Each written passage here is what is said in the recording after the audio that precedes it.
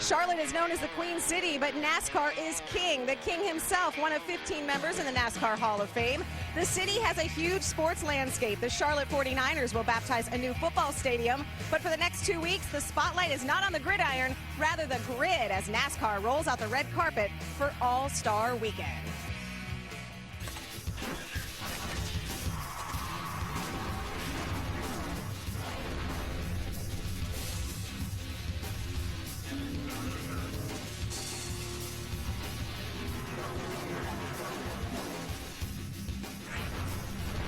This is a home game in NASCAR's backyard. Teams know every bump and bend of the mile-and-a-half venue. There's a lot of hype surrounding All-Star Weekend, but the only race that matters for the next 2 hours belongs to the All-Stars of the NASCAR Camping World Truck Series. Hello, everyone. Welcome to the setup. I'm Krista Voda. You remember being a kid riding your bike around the neighborhood and you thought, this is my turf. I will do whatever it takes to defend it. Well, the bikes have been upgraded to trucks, but the attitude is the same. You win here, you hold your head a little bit higher. Over the next half hour, you will learn something like who is the smartest driver in the Truck Series and why. We will explain. We will also take you behind the scenes with Paulie Haraka and into the classroom. Also, what happens when you weld a metal plate to the rear hubs of a front-wheel drive car and put some of us behind the wheel? Well, we will show you. Ray Dunlap and Hermie Sadler will be working the pits tonight. Who do you have your eyes on for tonight? Ray, let's start with you. Well, Krista, I'm going to be watching Jason Leffler. You know, this 18 truck, whenever Kyle Busch drives it, it's almost a guarantee to go to victory lane. And at this racetrack, Kyle is a 4-time winner. But this season, Kyle decided not to drive trucks too much, and they called on Leffler. But so far this season, it's been a complete disaster. His average finish in 2012, 24th place. I believe this truck is better. I believe the driver is better. And I think tonight the 18 may take a left turn into victory lane. Hermie Sadler? Well, thank you, Ray. The Camping World Truck Series is so stocked with young talent. A conversation comes up every week. Who could be the next first-time winner in this series? James Busher got his first career victory at Kansas a couple weeks ago. Well, tonight, for your top 2 contestants, look no further than the front row. Justin Laughlin, he's on the outside pole. Ty Dillon, he is on the pole tonight. Both of these drivers are on the front row and hoping to take these starting spots and turning them into career victory number 1 in the Camping World Truck Series. Krista? Thanks, Hermie. A lot to keep an eye on tonight. We are only 4 races in, but we want Jeff Gordon to take solace. He is not the only big-name driver in a series buried in points. Around here, guys like David Starr, Todd Bodine, not in the top 10. So who is? Let's take a look at our Camping World Truck Series point standings. Matt Crafton climbed onto this list following Kansas. Ron Hornaday and James Busher are the big gainers. They each move up 2 positions. Timothy Peters has scored a top 5 in all 4 races. He is going to be tough to beat. But James Busher is certainly going to try. Still to come on the setup. At this time last year, Busher had missed a race and worried that he'd missed his mark. Now he's a contender. Rookie Paulie Haraka is coming off a very big week. We will tell you how he's mastered the art of multitasking and has the grades and the degree to prove it. I had 2 great opportunities. Again, at Duke and in race cars, and I didn't want to pass up either one. I felt like, you know, they could work together. The setup is brought to you by Camping World and Good Sam. Everything for the RV lifestyle, including RVs, accessories, warranties, insurance, and roadside assistance. By the redesigned 8-passenger Honda Pilot, the SUV made better. And by Sleep In. Dream better here. Book now at sleepin.com.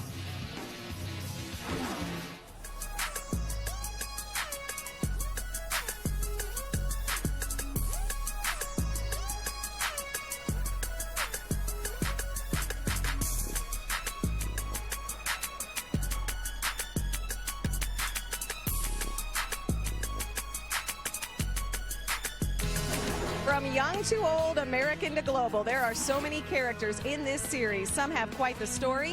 One in particular has quite the curriculum. Welcome back to the setup. On average, about 30,000 students apply to Duke University every year.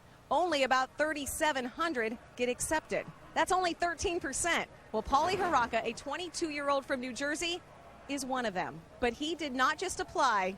Recently, in fact, last Sunday, he graduated. Haraka received a Bachelor of Arts in Markets and Management from Duke University. With this degree, he is now schooled in business, entrepreneurship, and related issues, meaning someday we might work for him. He filed a video diary for us. So here we are. Graduation at Duke has officially come to a close. I expected today to be the end of a chapter, the end of 16 years of formal education.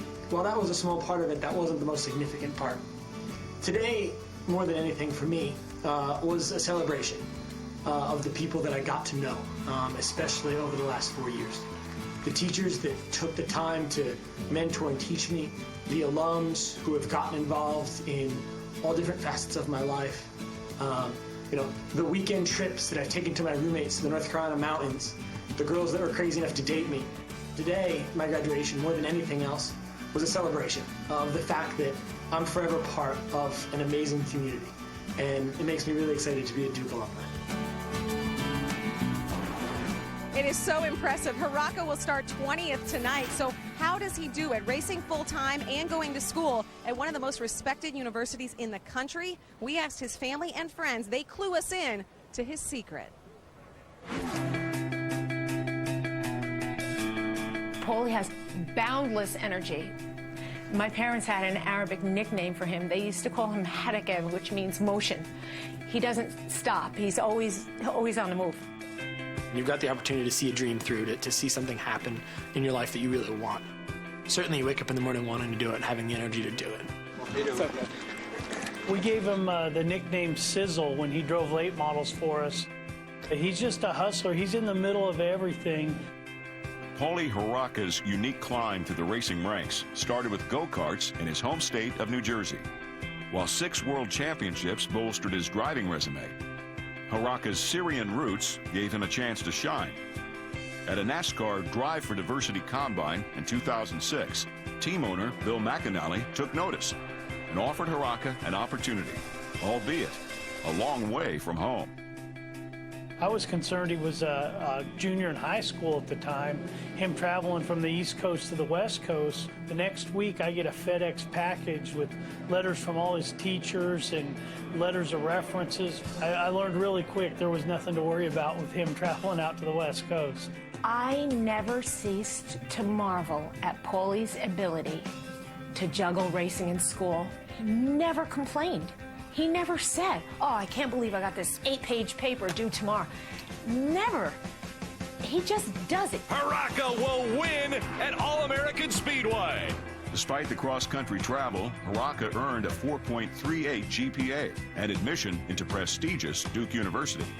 With his racing career thriving out west, Haraka had a decision to make about pursuing a college degree. I had 2 great opportunities, again, at Duke and in race cars, and I didn't want to pass up either one, and I felt like, they could work together. Duke really has been about augmenting me as a race car driver. It's the classes that I've been able to take that specifically benefited me in racing, whether that was engineering or marketing or finance or sports psychology, all those things. He's literally nonstop moving, flying, taking on a schedule that frankly seems crazy and to many people would seem impossible. He never seems worn down by it. He actually seems energized by it. His phone literally never shuts off. He's always pacing back and forth across the room on the phone with someone. He really is a driver and a businessman. I took 2011, cut back on my racing schedule a little bit, really spent a lot of time focusing on the business side of my racing career and figuring out how we were going to make, the funding aspect come together for me to make this jump into the truck series. I knew that I had the talent, but I knew that it took more than just the talent to make it happen. Haraka made it happen with a group of investors, which include Duke alumni and professors, who are funding a full season for the rookie. Although he just received his college diploma, his education is already paying off. I've tried to approach my racing career as methodically as I could and think through all the decisions that I make, because ultimately I want to be the best. When you look at my background, it's certainly unique to NASCAR. Having a family that comes from the Middle East, being from northern New Jersey, going to a top 10 school. But ultimately, when you come into the racing world, you try and leverage, who you are and what you stand for and try and win races. That's how it all comes together. It's so impressive. Our graphics genius, Ben Curtis, actually found something on Twitter. He said earlier this week, Paulie tried to get into the gym at Duke. His ID, student ID, had already expired. As long as that check cleared. My college ID actually expired in 1996. What else was going on that year? Well, Michael Waltrip made all-star history the hard way. Fans are worked up to a frenzy for NASCAR's all-star race, the Winston Select. Michael Waltrip has made it in the final transfer spot. Michael Waltrip with a great drive in third spot. What a super run for the Wood Brothers Ford. And here goes Michael Waltrip for the lead. Michael Waltrip takes advantage and advancing from the Winston Select Open. Michael Waltrip wins. And how about the celebration? The Wood Brothers, Leonard, Glenn, Eddie, and the heartbeat for Michael Waltrip and the crew, just unbelievable. So what will happen tomorrow night? The stars come out and the gloves come off for the NASCAR Sprint All-Star Race. NASCAR's best square off in an all-or-nothing $1 million brawl. The NASCAR Sprint All-Star Race tomorrow at 7 Eastern, only on Speed. Coming up here on the setup, James Buescher took a trip to Costa Rica in January to get hitched. He's taken trips to victory lanes since then. And when you think of a trip to the beach, you think of palm trees and ocean waves and relaxation and skid plates. What in the world are those? There's a lot of strategy that goes into skid plate racing. You have to try to keep the car going straight, and I have a hard time doing that without skid plates on the back of my car.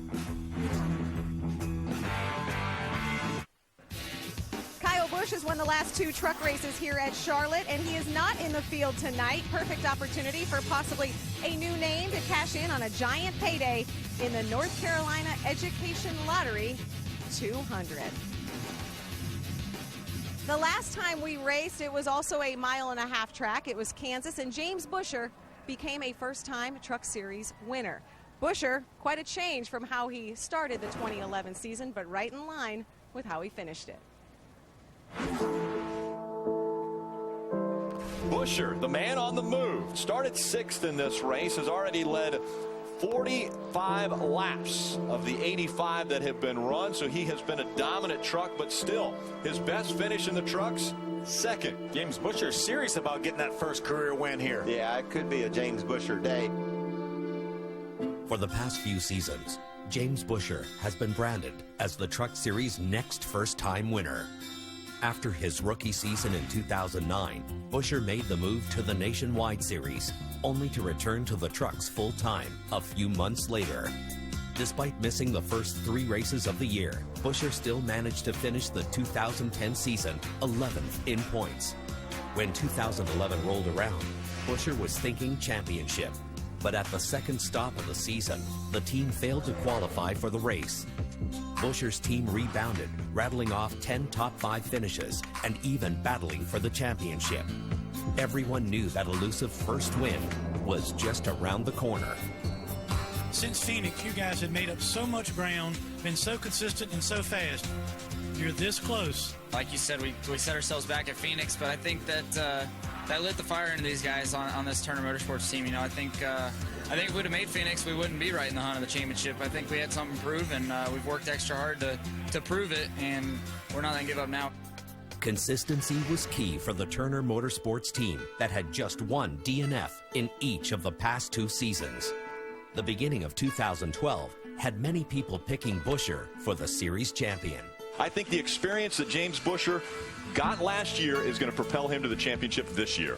After a 17th place finish in the season opener, Buescher seemed to be working up to that first win with a 3rd place finish at Martinsville and a 2nd in Rockingham. As the laps wound down in the 4th race of the year in Kansas, Buescher made a convincing argument that he was ready to be a winner in the Camping World Truck Series. James Buescher all alone off turn 2.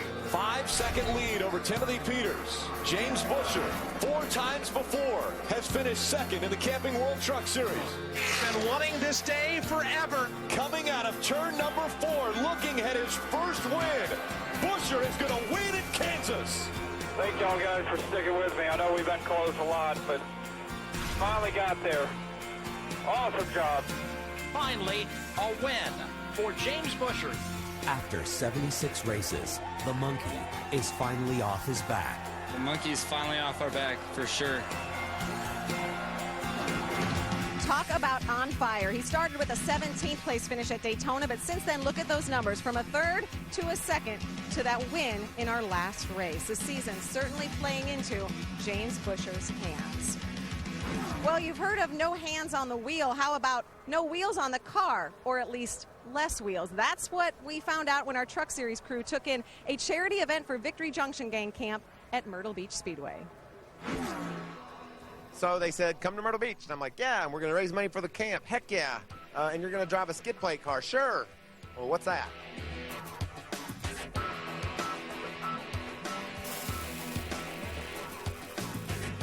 Skid plate cars, take the tire off the wheel, and then you chain the wheel to a plate of steel. So it's going to be front wheel drive cars. So the video I saw, you don't go straight. These things want to be sideways, so it's going to be fun.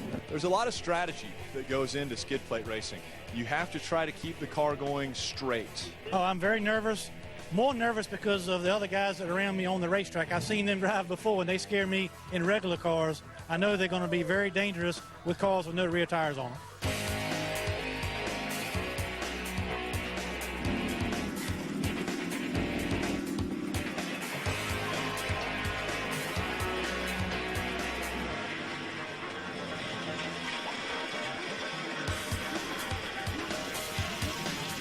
Man, it was awesome, man. Me and my buddy Rick Allen, side by side for the last 2 laps. I was on the high side, he was on the bottom, man. I mean, what a heck of a race for the fans, but it's just pretty cool to come out here and do this for these guys. These skid plate racing was a lot of fun, and it was pretty cool to have, man. It's awesome. These cars are so much fun to drive, and it just puts an exclamation point on what's been a wonderful night. Raising money for the camp, getting to do that skid plate, that's a bonus.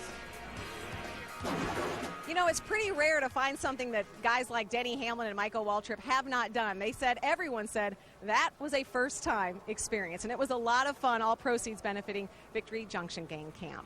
Well, we have a big race in store for you tonight, and no one is smiling bigger than the pole sitter, Ty Dillon, standing by with Ray. Getting some pictures taken here. Grandpa and Johnny Morris from Bass Pro Shops, and my question is this a hat that you would wear if you were out wild turkey hunting? I don't know. I might get given away with a big white hat like this, but I think I might start wearing it to the race. It's been good luck so far this weekend, so just having a little fun, being a little different. This Bass Pro Shop Chevy is super fast, so I'm really excited for the race tonight.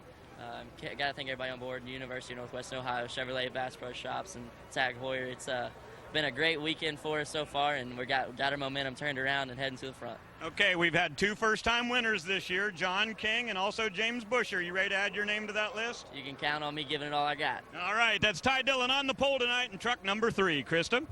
I love his attitude, and you know, he started second at Martinsville and finished second. So, if he starts first, he hasn't finished outside the top 10 yet this season. We're going to get things wrapped up coming up, but we also have to find out who hit the jackpot on last week's fantasy picks. We will reveal our winner when we come back. The setup from Charlotte Motor Speedway. We are going truck racing very soon. You will only see it on Speed. The setup is brought to you by DirecTV. If you call yourself a sports fan, you've got to get DirecTV. Call 1-800-DirecTV. By Scion, making vehicles for today's connected youth. Learn more at Scion.com. Scion, what moves you? And by Nature Valley, 100% natural, 100% delicious. Feel-good moments. That is why we love our jobs, knowing that at any moment another one could be right around the corner. Will it be a Justin Lofton or a Matt Crafton, perhaps, who is the winner of the race? Matt Crafton has won here before. Well, it's time to check out our fantasy standings. Michael and I need some serious help. And look at that. Ray Dunlap has been talking trash, but he's been backing it up. He is currently leading our fantasy standings. Now, Hermie is in third, but he correctly picked Buscher as the winner in Kansas. So his ugly mug gets added to this helmet again. I'm going to put Hermie right next to Hermie. It's a little double Hermie love there. And it's time to make our picks this week. Michael, you started us off. Well, I'm in a bit of a bind here with the old Speed Fantasy pool, but I got this one today. Brad Keselowski. Look for Brad to get his first truck win tonight, Krista. That's a good pick, but I say the guy who has all the momentum, the guy who won our last race, James Buescher. I say he is your race winner. He starts in 10th. Rick? Well, Krista, you said it earlier that you thought, you know, when Ty Dillon was able to start second and finish second at Martinsville, maybe tonight starting first, he will finish first. I'm banking on that. So I think Ty Dillon gets his first win tonight here in Charlotte. Hermie. Well, thank you, Rick. Before I make my pick, Krista, did you call me an ugly mug? No, I was just talking about the sticker. You, Hermie, are a beautiful man. Well, I'm not sure what the difference is, but we'll talk about it later. But let's talk about consistency at Charlotte Motor Speedway. That is Matt Crafton. 9 starts, 7 top 10s, and that's the kind of consistency you have to make it to victory lane. I think the 88 does it tonight. Phil Parsons, who you got? Hermie, I'm telling you, Johnny Sauter has had a horrible start to the season. 3 finishes of 24th or worse. But believe it or not, he had a worse start in 2009, and he came back to finish 6th in points. I think tonight is the night that Johnny Sauter turns his season around and he gets going the right direction. How about you, Ray? Phil, I can't believe that just because I'm leading the standings, I got to pick last. But even more than that, I can't believe that you guys left this particular truck available. I know when you look at Timothy Peters' stats here at Charlotte, it's not so great. In 6 races, he's had 5 finishes of 23rd or worse, so that might make you shy away. He's got 3 wins in this series, and none of them have ever come on a 1.5 miles, so that might make you shy away. But guess what? I watched practice today, and the very best truck on the track throughout the day was Timothy Peters in the 17, and tonight, his Charlotte luck turns around. Krista? All right, thanks, Ray. You know, it's just so hard to pick a winner because there are so many different drivers who are running well. This series has probably never been more competitive than it is right now. We also have drivers who are extremely hungry. I mean, look at our front row. Ty Dillon and Justin Lofton, 2 drivers looking for their first career Truck Series win. If hunger gets you to the victory lane, then these 2 guys may be ones to watch. There are a lot of storylines. Don't go anywhere. We know fireworks will be in the sky tomorrow. Will there be fireworks on the track tonight? It all starts next. The countdown is set for an all-star weekend like no other. Tucked into NASCAR's backyard, it's All-Star Week. A lot of hype surrounding these races, but the only one that matters belongs to the All-Stars of the Truck Series. Charlotte Motor Speedway will light up as the Truck Series stars take to the pavement. Win tonight, and everyone takes notice. Dexterity and courage will be put to the ultimate test. Makes it 3 wide here. Speeds will be faster. I reckon there. Check up, check up, check up. The moves will be bolder. 3 wide already, 4 wide going by. Racing will intensify tenfold. Skills and steel will shine on well into the night. Oh, trouble crashing on the back straightaway. Good job, Ron Hornaday. There's no better show opener than the NASCAR Camping World Truck Series.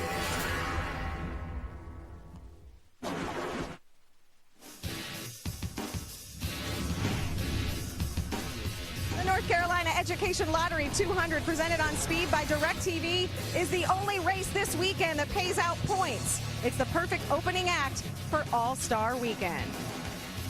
It has been an absolutely beautiful day here in Concord, North Carolina, just a few miles northeast of Charlotte, and it is going to be a beautiful night for racing. Absolute perfect conditions. How competitive is the Camping World Truck Series? There has been only 1 repeat winner since Vegas of last year. That's 8 of 9 races with a different driver in victory lane. That young man with the cowboy hat, Ty Dillon, is trying to become the next first-time winner, grandson of Richard Childress with his first career pole. But James Buescher has been solid. He won our last race at Kansas, 3 straight top 3s. He comes in with a whole lot of momentum. But there are tons of other drivers who want to steal it from them and find themselves in victory lane. It's All-Star Weekend. The lights are on. The sun is setting. The Truck Series stars are out here tonight. It is going to be a great show. It's the perfect warm-up act for All-Star Weekend here at the Charlotte Motor Speedway. We know all of your favorite Cup Series drivers are watching this race. We are so glad you are too. Let's keep things trackside for tonight's Camping World Truck Series opening ceremonies. Jump, jump, jump, jump, jump, jump, jump. Ladies and gentlemen, please rise and remove your hats as the J.M. Robinson Air Force Junior ROTC presents our nation's colors. Please remain standing as Motor Racing Outreach Chaplain Monty Self offers tonight's invocation. Heavenly Father, we thank you for the opportunity to be here tonight. We thank you for the beautiful weather. Lord, we thank you that we live in a country that we can celebrate the freedoms to attend events like this. Father, we pray tonight that each one gathered here would be safe, and Lord, that you would just bless in all the opportunities that the drivers and the teams have here tonight. And Father, we just pray that all we do would honor you. In Christ's name, amen.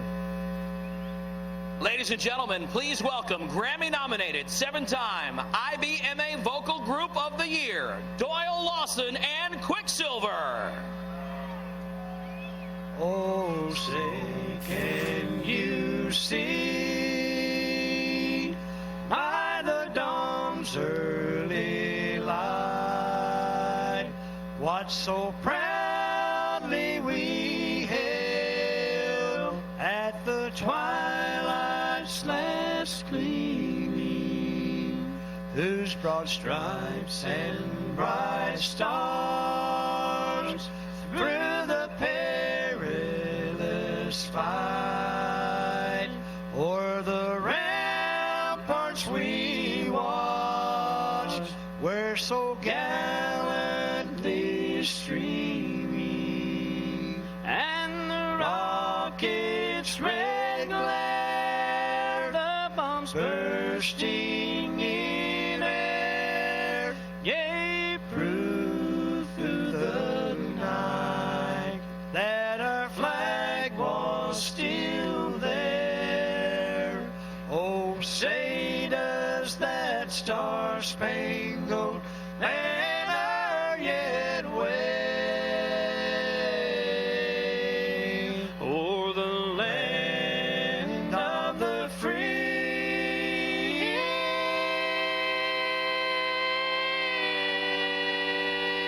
and the home of the brave.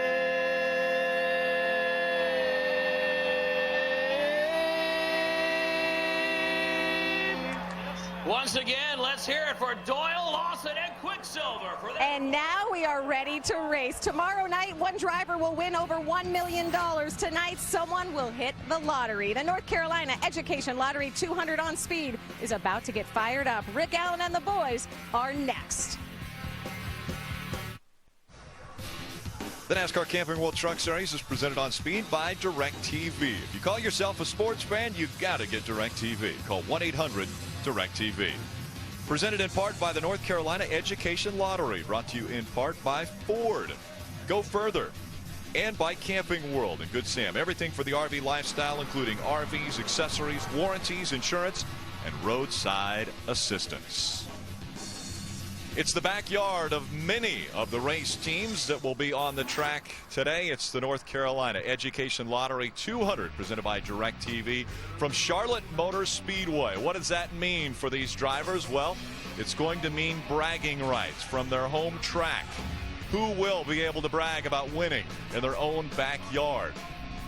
The biggest question that a lot will have is track conditions. How have they changed since this morning? We're about to find out exactly what is going to take place tonight. Hello, everyone. Rick Allen, Phil Parsons, Michael Waltrip with you once again.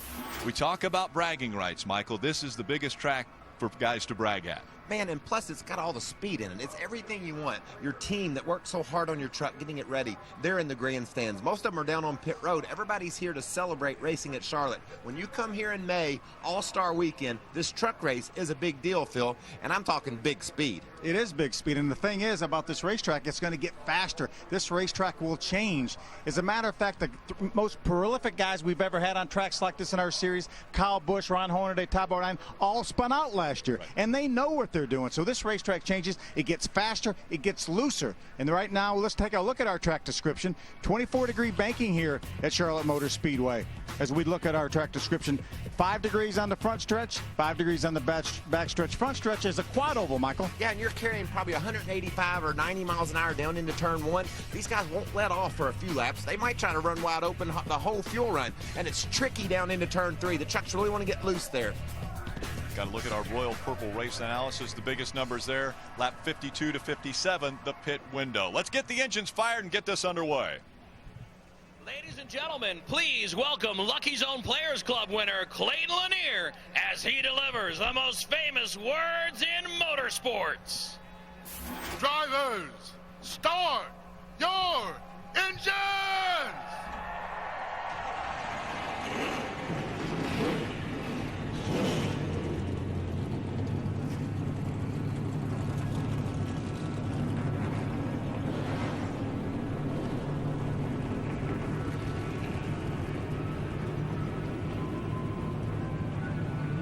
Who will have the winning numbers in the North Carolina Education Lottery 200 tonight at the Charlotte Motor Speedway? Green flag coming up next, right here on Speed.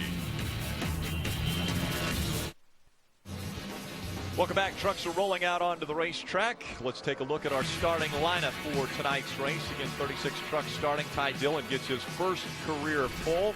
And on his outside, also with the best start, Justin Lofton making up row 1. Joey Coulter was very, very good in practice. He starts inside row number 2. Talk about Mr. Consistency, Matt Crafton. He's been up in the top 10 more often than not. Good qualifying effort for Cale Gale back in row number 4. Brad Keselowski back row 5. See if we can talk with Brad Keselowski. I think we've got his radio dialed in. Hey, Brad, it's Michael Waltrip up in the speed booth. Can you read me, buddy? Yes, sir. Well, it's been a tricky day. You practiced in the morning, you qualified in the heat of the afternoon. Now we're going to go racing at night. What's your truck going to be like here on the start? You got any idea? I know it's going to be arrow pushing. Other than that, it's hard to tell. Just about working the right lanes and trying to find that good air. Yeah, you won here in the Nationwide car. Now you're going to try to get a win in the truck. Strong run your last time out in Kansas. You like the way your truck felt today? Where did he go? I think he liked it so much that he didn't even want to answer you. Oh, it's because this happened. It's because you pulled the microphone Get out. me up as quick as you can, please. All right. Well, that was a technical difficulty that we had here in the booth. Michael got a little excited and pulled the microphone cable out. Okay, Brad, thank you, man. We appreciate you talking to us. Have a great race. Thank you, Michael. I didn't go overly well. I mean, I pulled the microphone right out of the thing. We're going to ride along with a few different drivers, one of those being the guy you just talked to. Yeah, like I said, he's strong here at Charlotte. Won in the Nationwide race, going to roll off from the 9th spot in the Cooper Standard Ram. We're also going to ride along with Jason White. Jason brings a new sponsor to the series, JW Demolition, and he will start his Ford from the 7th spot. Let's check in with Matt Crafton up in the 6th spot. He's going to drive the Menards Fisher Nuts Toyota. Matt Crafton knows how to run well here at Charlotte. Why don't we ride along with our point leader, Timothy Peters? He will start his Tire Kingdom Toyota from the 4th spot. Did we pick some pretty fancy trucks to hop in here? We certainly did. Have some great shots. A lot of quality, and let's head back trackside to Ray Dunlap. You know, Rick, whenever we talk about this season, we think about two big first-time winners. A huge surprise at Daytona when John King went to victory lane, and not a surprise at all when we finally saw that 31 get to victory lane for Buescher. But I will tell you this, I've got my eye on a number of other drivers, and here's my list of who I think we'll see next as first-time winners. And when you look at that list, guess what? Two guys on the front row right at the top of the list, Ty Dillon and Justin Lofton, my two picks to be the next guys to get to victory lane for the first time in their career. Hermie Sadler? Well, Ray, you heard Michael Waltrip talking to Brad Keselowski about all the variables these teams have dealt with today. Practice in the morning, qualifying in the afternoon, racing under the lights. Well, you can add to that a brand new Goodyear tire compound for the Camping World Truck Series. Now, we have seen some tire wear. Right here you see the inside of the right front tire on the 13 truck of Johnny Sauter earlier today. Well, we got to keep our eye on the tire wear because tire management may be one more key to getting to victory lane tonight. Rick? Thanks, Charlie. That was our DirecTV final thoughts brought to you by Ray. and Hermie. And I was going to say, Phil, obviously some very good points that we've got to keep our eye on. Tire wear is going to be a big topic that I think we might be watching all night long. Yeah, it is, and these are new tires for these Truck Series guys. They've never been on either the left or the right side tires. One thing I think is interesting, Ty Dillon's going to choose to start this race from the outside. He has choice. I like that too, because when you're up on the outside, you can control things better. You're down on the bottom, the guy starting beside you could squeeze you down, make you loose down in the first quarter. So we saw Ty Dillon running around the top of the racetrack in practice earlier today, so he's used to it up there. I think this is a good call. Look at our all-time leaders on mile-and-a-half racetracks. David Starr has started more than any other drivers in the Camping World Truck Series. Wins goes to Kyle Busch. He has 14 of them. He has a truck in this race, but he is not driving in this race. But how about top 10s? Ron Hornaday, 52 top 10s on mile-and-a-half tracks. That's amazing. And you know, I mentioned that Kyle Busch spun out last year. By the way, he came back and won that race, Yes, too. he did. So it's another mile-and-a-half. We were at Kansas the last time for the trucks. And there's 10 of them. This is the second of 10 mile-and-a-halves of the 22 race schedule. Plays into the championship of 2012. Ty Dillon looking strong already as the first 4 races are in the books. This is the 5th. And this is the 10th time the trucks have raced at Charlotte. Who will make it to victory lane tonight? That's going to be answered after 134 laps of door-to-door and nose-to-tail racing. Coming into the quad oval, it is Ty Dillon, Justin Lofton leading the field. Green flag in the air. We're underway. See a good jump there by Ty Dillon. He was ready to go when they threw the green. 3 wide in turn 1. How about Joey Coulter jumps to the inside of Justin Lofton to make it 3 wide and has that spot for now. Joey Coulter and Ty Dillon worked together in practice earlier today, and it looks as though they're going to work together on the racetrack tonight.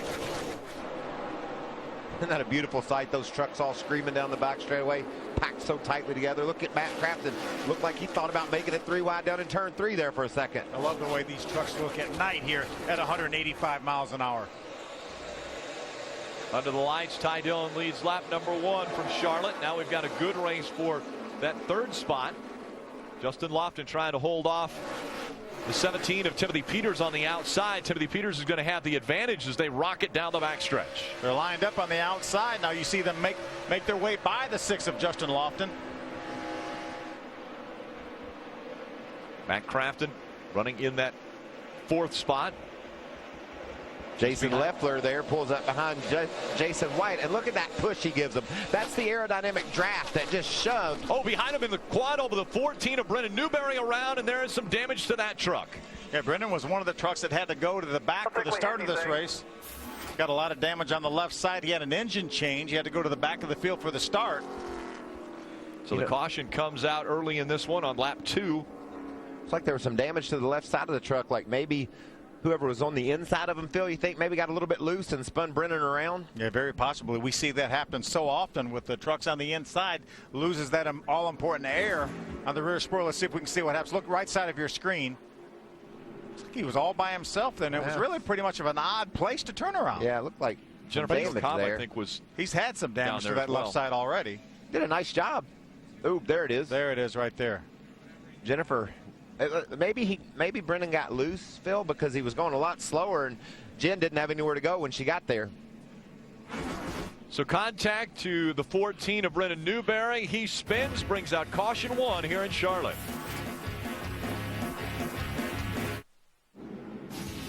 Welcome back under the lights from Charlotte Motor Speedway for the North Carolina Education Lottery 200, presented by DirecTV. Our American Ethanol Fast Fact. You know, there have been 4 different truck winners this season, including 2 first-time winners. The first race of the season at Daytona, we saw a first-time winner, and the last race that we ran at Kansas, a first-time winner. And we talked about the crop of people that we have that have not won in this series, and I got to believe that number's going to go up. Been an exciting start to this race. 2 and 3 wide we saw, and Phil, that's the toughest part of the race after a restart when you stack all these trucks side by side. See here, it looks like Brennan gets, maybe Jen Joe does get a little loose underneath Brennan, gets into him and spins him around, but really good job of working the gas pedal and keeping that thing pointed away from the wall at least. I think maybe she might have gotten loose back before we picked it up. He's heading right to the wall. He just is able to get it away from the wall. Yeah, Good job. Nice job. All the damage he has is the damage from on the left side where he got in the right side of Jennifer Jo Cobb's truck. That's a great feeling when you realize that you spun around running 160 miles an hour and didn't hit anything. And you saw him. You saw the tires release when that truck got straight. So he did a great job knowing that he was aimed in the right direction and let off the brake. Both he and Jennifer Jo Cobb came onto pit road and had a little bit of work done to both of their trucks. Ty Dillon did an amazing job on the start of this race. Got a jump, got out there by himself, which was perfect. Let's see if he can do it again. Got his teammate down inside of him now. We've seen this movie before. Remember Kevin Harvick and Ty Dillon at Martinsville? They ran 1-2 just about almost every lap of the race. That's a good view. 2x2 behind Joey Coulter on the inside, Ty Dillon on the outside. Ty Dillon, your race leader, comes through the quad oval. Green flag back in the air.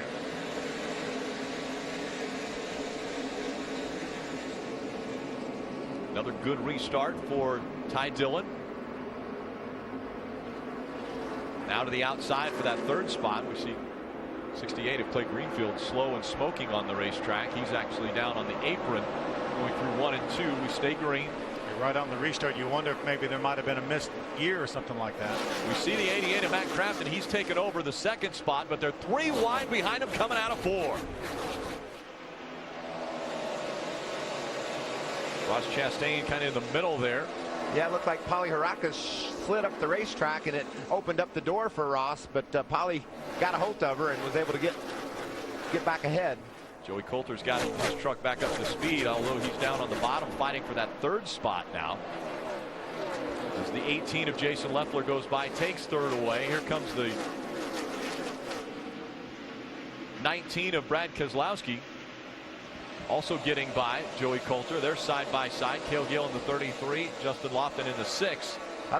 I think Lofton just said, darn, I'm glad to finally not be beside somebody. They've had him pinned down to the bottom ever since the race started. What's he saying about that truck, Ray? Well, it just won't go on the initial start, Michael. And he said that he did not spin the tires, did not miss a gear. And he said, guys, what is the deal? They said, we think it's the rear end gear ratio that we picked for you. So you're going to have to anticipate the start a little bit more. Even on that second start, he didn't get going quick enough. He started second tonight. He dropped back to 11th.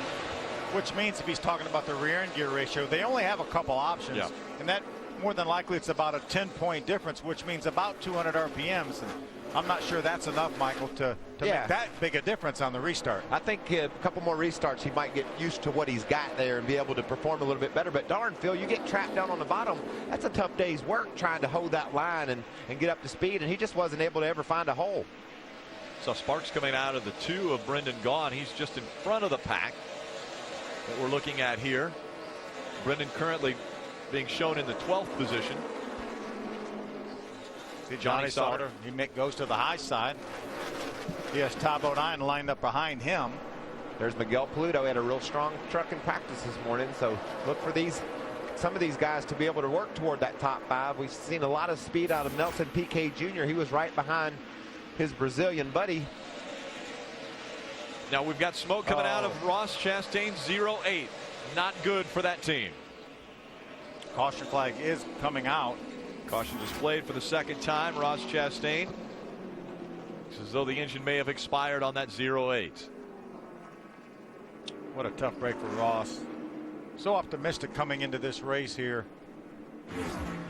Started in the 18th position. We take a look at him coming out of turn 2, and there the smoke rolls out of the right side.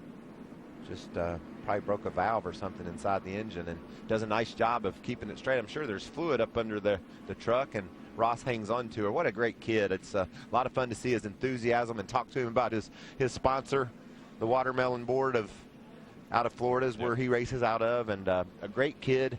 A lot of promotions around the Watermelon here, carving our faces in watermelons of all things, and darn, it's a shame to see him break. He did a nice job moving up, too, to get out of everybody's way. If there was any fluid coming out, then he wasn't going to put it down in everybody else's way.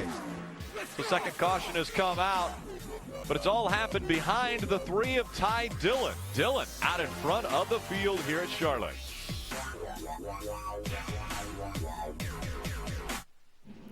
Like racing, like money, then like the NASCAR on Speed Facebook page for your chance to win $10,000 in cold hard cash with the NASCAR Sprint All-Star Sweepstakes. Register now and watch the race tomorrow at 7 p.m. Eastern for special bonus codes that will give you 100 additional sweepstakes entries.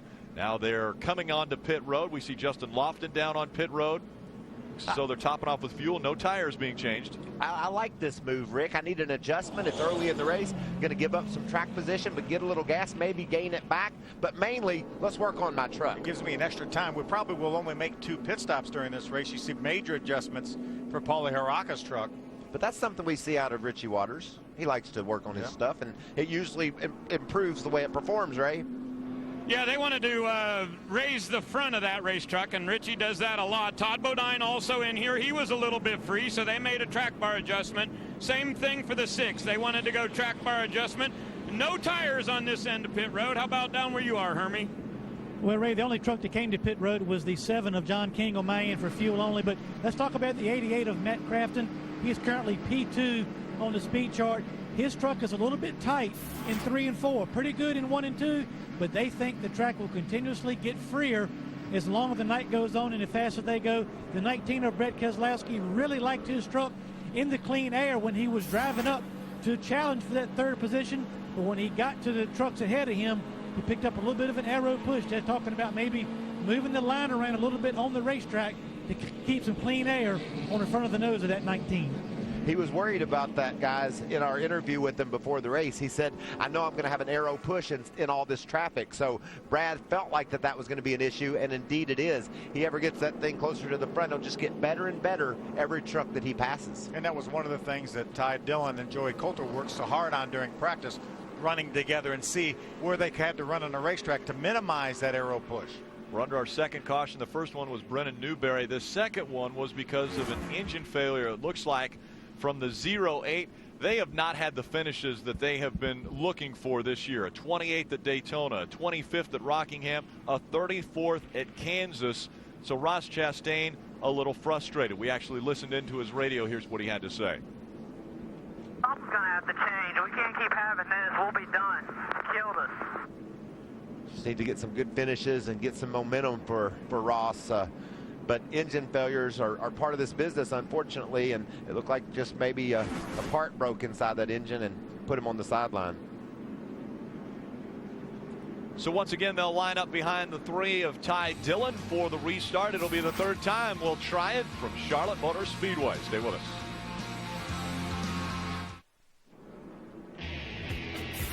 And welcome back. North Carolina Education Lottery 200 presented by DirecTV. Underway. We have had 2 cautions. The Aaron's Lucky Dog going to the 38. Dennis Setzer, he'll get a lap back. Another important restart coming up for Ty Dillon. He's hit both the first 2, the start and the restart, perfectly. What a great job getting out in front. And so far it's been just the race that this young man's looking for. I'm in the front, truck's handling well, handling the restarts well. Hey, Hermie, quickly, what happened with the 08?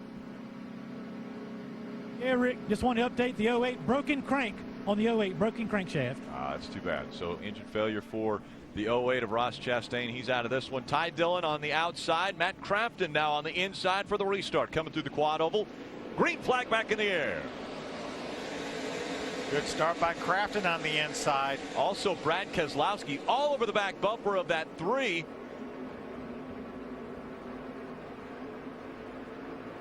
Jason Leffler on the bottom of the racetrack in the 18. Side by side for the lead, side by side for 2nd. Watch this push that Brad Keselowski gives to Ty Dillon. Pushes him right out past Matt Crafton and into the lead. These things draft a lot here at these speeds, man. Dillon out in front, side by side for 2nd now. Keselowski on the outside. Crafton on the inside, 3 wide back there. Jason White makes a nice move on the outside of that 3 wide battle to get a couple spots. Jason Leffler was thinking lead when he took the green flag, but now he's all fighting to stay in the top 10. Look at that move by Jason White down to the bottom. Going to go by the 88 of Matt Crafton, or at least try to make that pass. Now Crafton with the momentum on the high side, going to be able to stay out in front. Whoa, baby. This is where it gets dicey and very close there for Joey Coulter in the 22. Jason did a nice job. You see him losing momentum. He had to back off to keep from running into those trucks on the outside of him.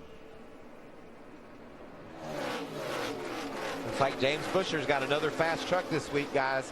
He's already looking to the outside and now the inside of Keselowski for that second spot. These guys are running some fast speeds. That last lap was a 30-20. Pole was a 29.77 or something. Look how like close that. Jason White comes to getting into Matt Crafton, and that made Joey Coulter have to kind of take an evasive move up higher than he wanted to. And just Jason Leffler was watching all that, thinking this could get big. And Joey's committed. Joey was committed. There was no way for him to go. Yeah, that wall came at him quickly coming out of turn 4. So now your top 5: Dylan, Keselowski, Busher, Peters, and Crafton. So after restarting in the second spot, Matt Crafton's dropped back to the 5th position. Behind them, Coulter, Leffler, Cale Gale, Johnny Sauter, and Jason White. They're your top 10. You mentioned James Busher has another good truck. He started back in the 10th spot. Keselowski started back in the 9th spot. They made their way up to 3rd and 2nd, respectively. And on the other end of the spectrum, Justin Lofton started on the front row, and he's fallen all the way outside the top 20. So story of some comers and goers. Running some fast laps around this mile and a half, still side by side for position. 0-1 of Jake Crum. On the inside, the 9 of Ron Hornaday. On the inside of Jake Crum. Going to make that move stick. Just in front of them, the 24 of Max Gresham. Well, But not so fast. Here Jake comes Crum back. Crum looking at the inside. Hornaday dives Holy down, cow. though. He doesn't know how close he just come to get wrecked, does he? Very close call for Hornaday and Jake Crum. Ron may not have expected Jake to have fought back to the inside like that. Miguel Paludo staying on the high line in that 32. John West Townley, the 09. Ryan Sieg. In the 37 of John King into the wall. A lot of damage to that race truck, and the caution comes out once again.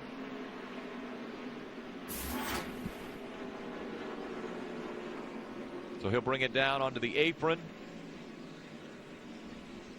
And that brings out, he was running in the 25th position when he got into the wall. That's our 3rd caution now. Wow, that's early in the corner. Wonder if that could have been a replay of what almost happened to Hornaday. Maybe someone was under John King and they got together, because that's a little early, you would think, just to have a to get loose. Yeah, and usually spin getting in the corner. Usually you get in okay, and the trouble was getting off, but he's just sideways. Yeah, all by himself there. Yeah. Wow, look at that truck behind him. What a great move. Yeah. Sometimes you like to go where they are, Phil, thinking when you get there they'll be gone, and that wasn't the case for Chris Fontaine. He got there and John King stayed up against the wall. Had to snatch it left and go around him. Did a great job. Are we going to see some more activity on pit road now after 24 laps?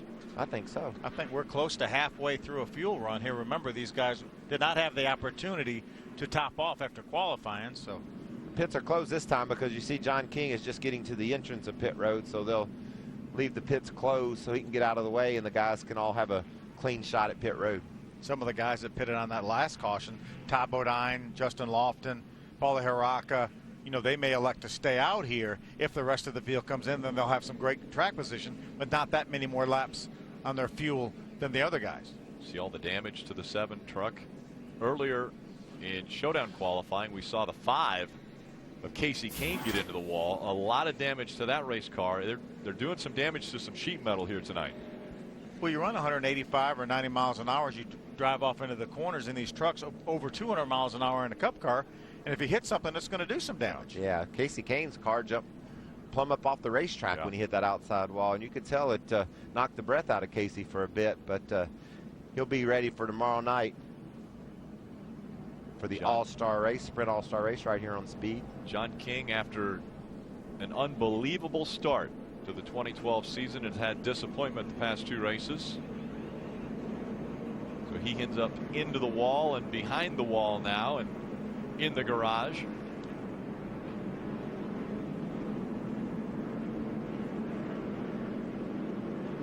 Pit crews are up on the wall. I think we're going to see a lot of activity, Rick. Getting ready for their drivers to bring their trucks onto pit road. Some will be getting their first look at these trucks since the green flag had dropped. And here they come onto pit road, led by the 3 of Ty Dillon. We'll go first to Hermie Sadler. Well, thank you, Rick. James Busher is on pit road. They're looking at 2 left side tires maybe and a splash of fuel for the 31. The 19 of Brett Keselowski as well. They're talking about 2 left sides and fuel and a little bit of an air pressure adjustment for the 19. Ray? When you get to my end, that 3 truck is not going to put tires on. They're going to put a half a round in the left rear, but go fuel only. Just about every other truck I've been listening to said they're going to get tires right now. By getting tires, you may put yourself in a window to only have 2 stops. Ty Dillon will have a good run off. Looks like maybe Brad Keselowski beat him out, but the bottom line is no tires for the 3.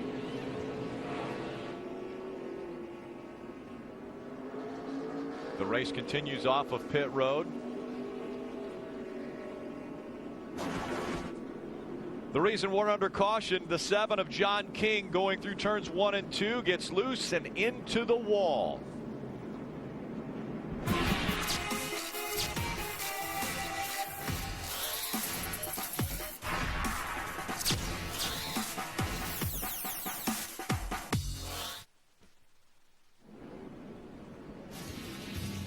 Welcome back, Charlotte Motor Speedway. Side of our 5th race of the 2012 season. And the side of the North Carolina Education Lottery 200 presented by DirecTV here on Speed, your motorsports authority. Problems for the 22 team. They have been on pit road ever since they were allowed onto pit road, and they've had the hood up on that truck. Also issues for the 23 of Jason White. Look at him trying to get out of his stall here. He was blocked in by the 5 of Paulie Haraka. He starts to pull out, has to wait for Justin Lofton to go by, and then I think he kills the motor. Then you see him get it fired again, but he figured he... Listen to him now.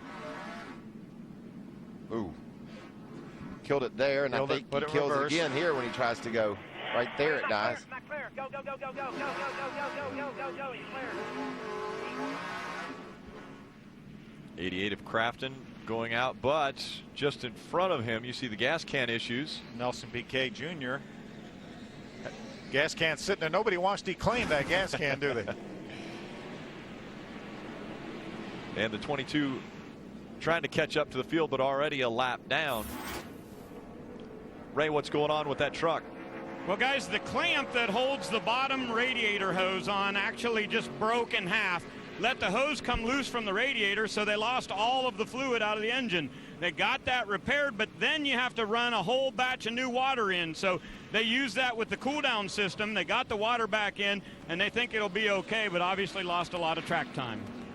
Yeah, actually lost a lap, but with a wave around and a lucky dog, it's this early in the race. I think we still may see him in contention later on, as long as it didn't do any damage when it pushed the water out of that engine. Be interesting to see when that happened, to see if it might have melted something inside the engine and caused him to have that thing fail on him. Big All-Star weekend. Remember, tomorrow, don't miss a special All-Star edition of NASCAR Race Day. 5-time champ Jimmy Johnson talks about picking up that 200th win for Rick Hendrick. Plus, Smoke, Happy, Cousin Carl join us live. NASCAR Race Day fueled by Sunoco from Charlotte tomorrow 4 Eastern live on Speed. You know that race pays $1 million to win. And did you know that Smoke, Happy, and Cousin Carl and all those guys, they're going to be on it. Yeah. It's going to be a serious commitment tomorrow night. Yeah, I like the format of the All-Star race. I do too. You win and you're rewarded for it. Yep.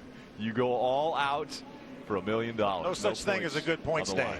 How about this? The 3 of Ty Dillon on the bottom of the racetrack doesn't get a good start. Whoa. Ooh.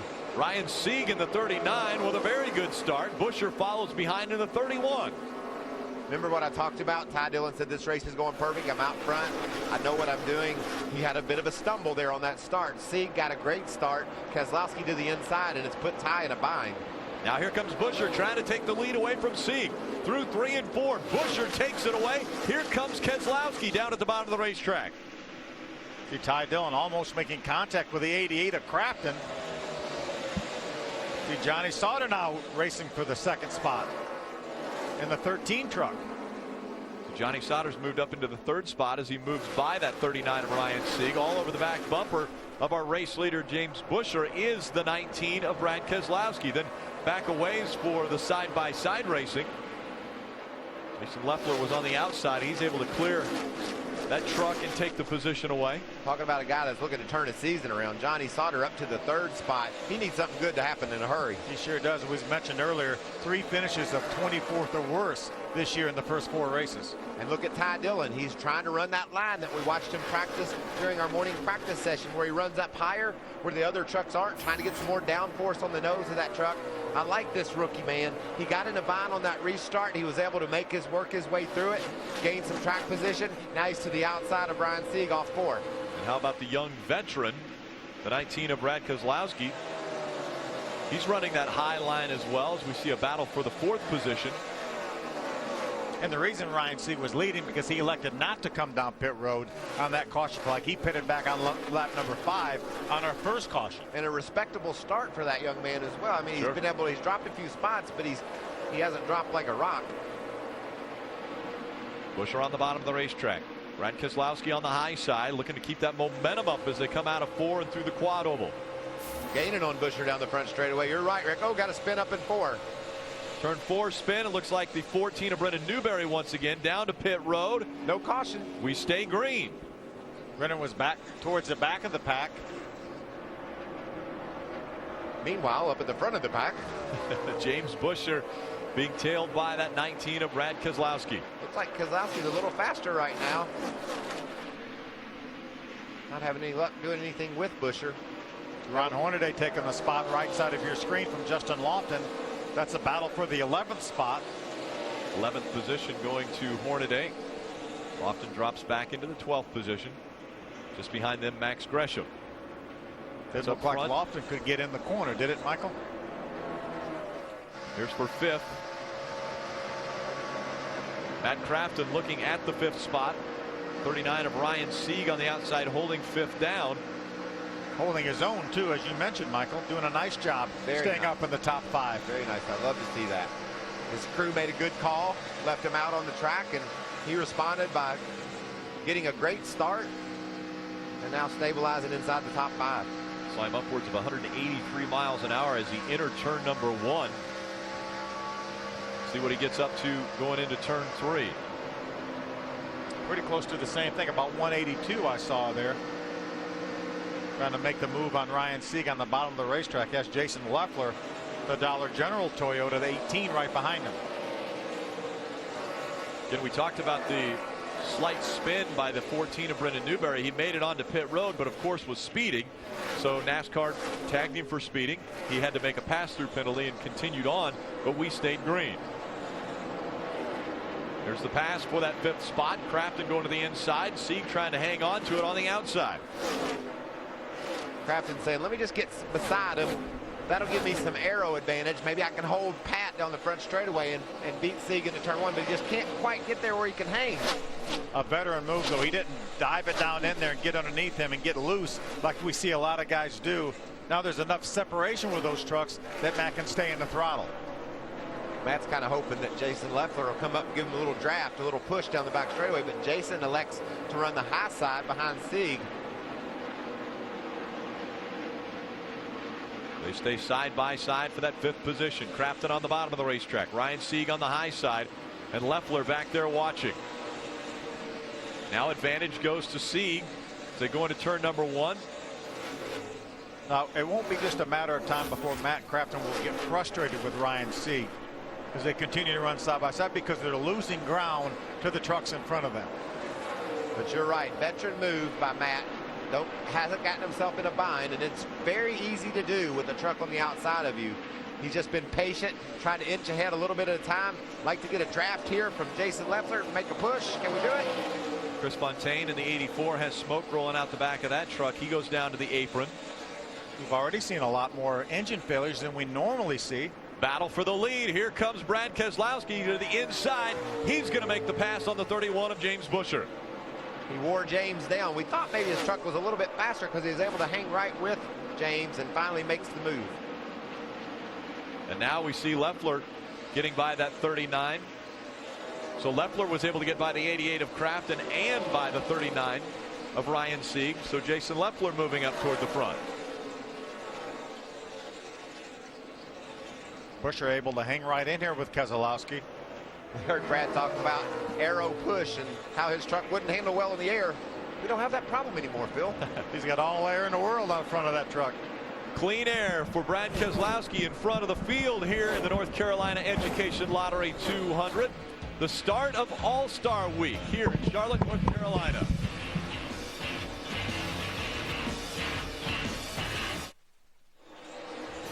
Welcome back. Out in front with a 1.1 second lead, Brad Keselowski over James Buescher, Johnny Sauter, Ty Dillon, and Jason Leffler. They are your top 5 as we've completed 47 of the scheduled 134 laps. We're on lap 48 here at Charlotte Motor Speedway. And Brad was able to get by Buescher and then has opened up a pretty healthy margin right now.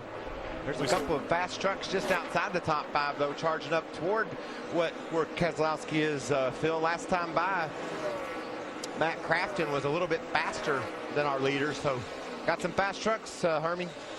We really do, and the 19 of Brad Keselowski not only has the clean air to work with, he's also got 2 left side tires they put on the last time they came to pit road. He likes his truck, especially the clean air that we've talked about. Now the 31 of James Buescher, he came to pit road for fuel only and no tires, and that may be a little bit one of the reasons why he does not have quite the speed that the 19 of Keselowski has.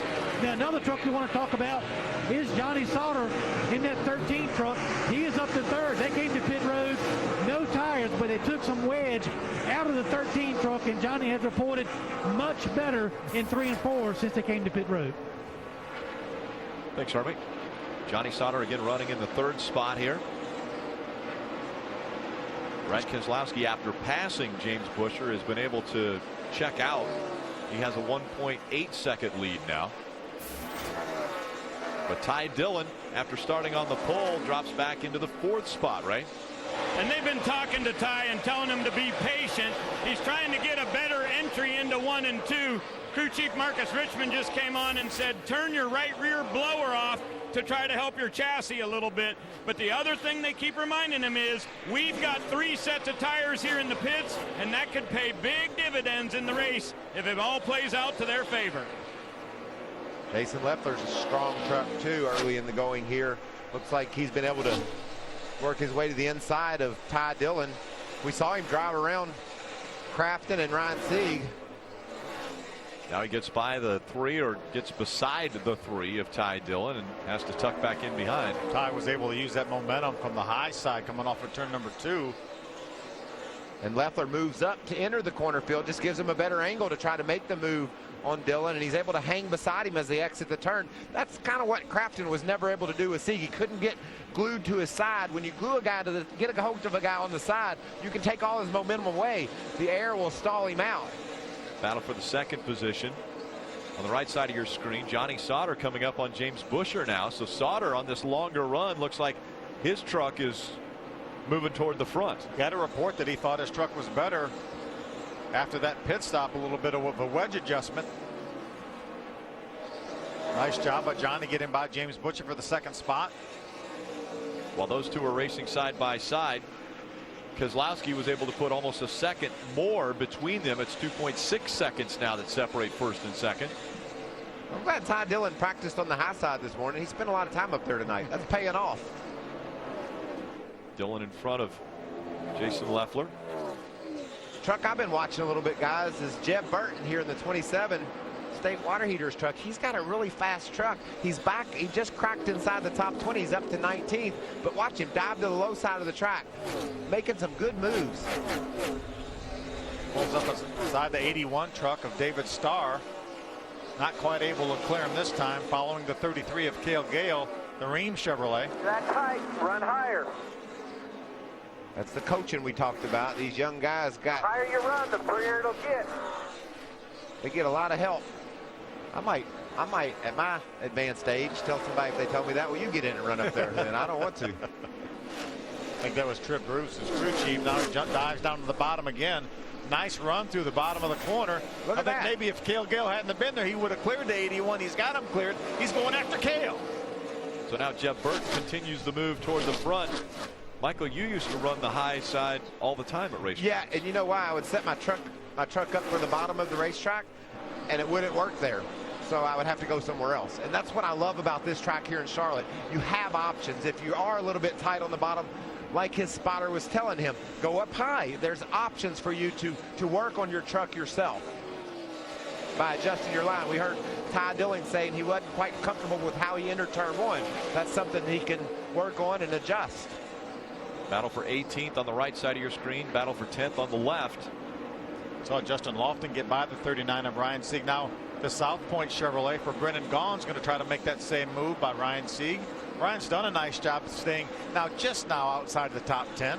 Brendan Gaughan has had sparks coming out from underneath that truck almost since the drop of the green flag initially. Yeah, you would think that the air pressure's building up, the sparks would go away, but that thing must be a little bit low. They can come to pit road. We saw Richie Waters raising up Polly Haraka's truck. They can come to pit road and work on it, but it just might not be enough where it's bothering Brendan. If he isn't saying anything about it, then I don't have a problem with it. It might be the trailing arm mounts or something like that, because they're pretty low on these trucks anyway. There goes Jeb Burton. He picked up a couple more spots. He's up to the 18th position, so early in the going, he's making some good moves, and he's doing it down on the bottom, Phil, where it's really hard, difficult to make passes without getting loose. Be interesting to see if the rookie can keep making those moves and not get himself in a bind. Little side-by-side action with Ty Dillon in the 3 and the 88 of Crafton. Those two fighting for that 5th spot. But it's Brad Keselowski out in front, has almost a 2-second lead over Johnny Sauter. Early in this one, just 58 laps in, we've already had some sparks fly and some sheet metal bent. Stay with us here in Charlotte. Green flag pit stops taking place because a few are running out of fuel. What's going on with the 3, Ray? Oh, Ty Dillon came on the radio and said it feels like a tire has gone down. They were almost ready to make it to the entrance of pit road, but they didn't. There is that tire that has shredded a little bit. Remember, on our first round of pit stops at lap 26, they did not take tires. 4 tires on this Bass Pro Shop Chevrolet. He'll roll away, but we do have a tire that is delaminated from the right front. Hermie? Well, Ray, we're going to start seeing a lot of activity on pit road because of fuel, but we weren't not expecting them till around lap 70 to 75. But the 13 of Johnny Sauter has already been to pit road. He ran out of fuel on the racetrack. They did not get this 13 truck full of fuel on the last stop. So his interest to pit road has opened up the floodgate. We're going to start seeing a lot more trucks headed to pit road.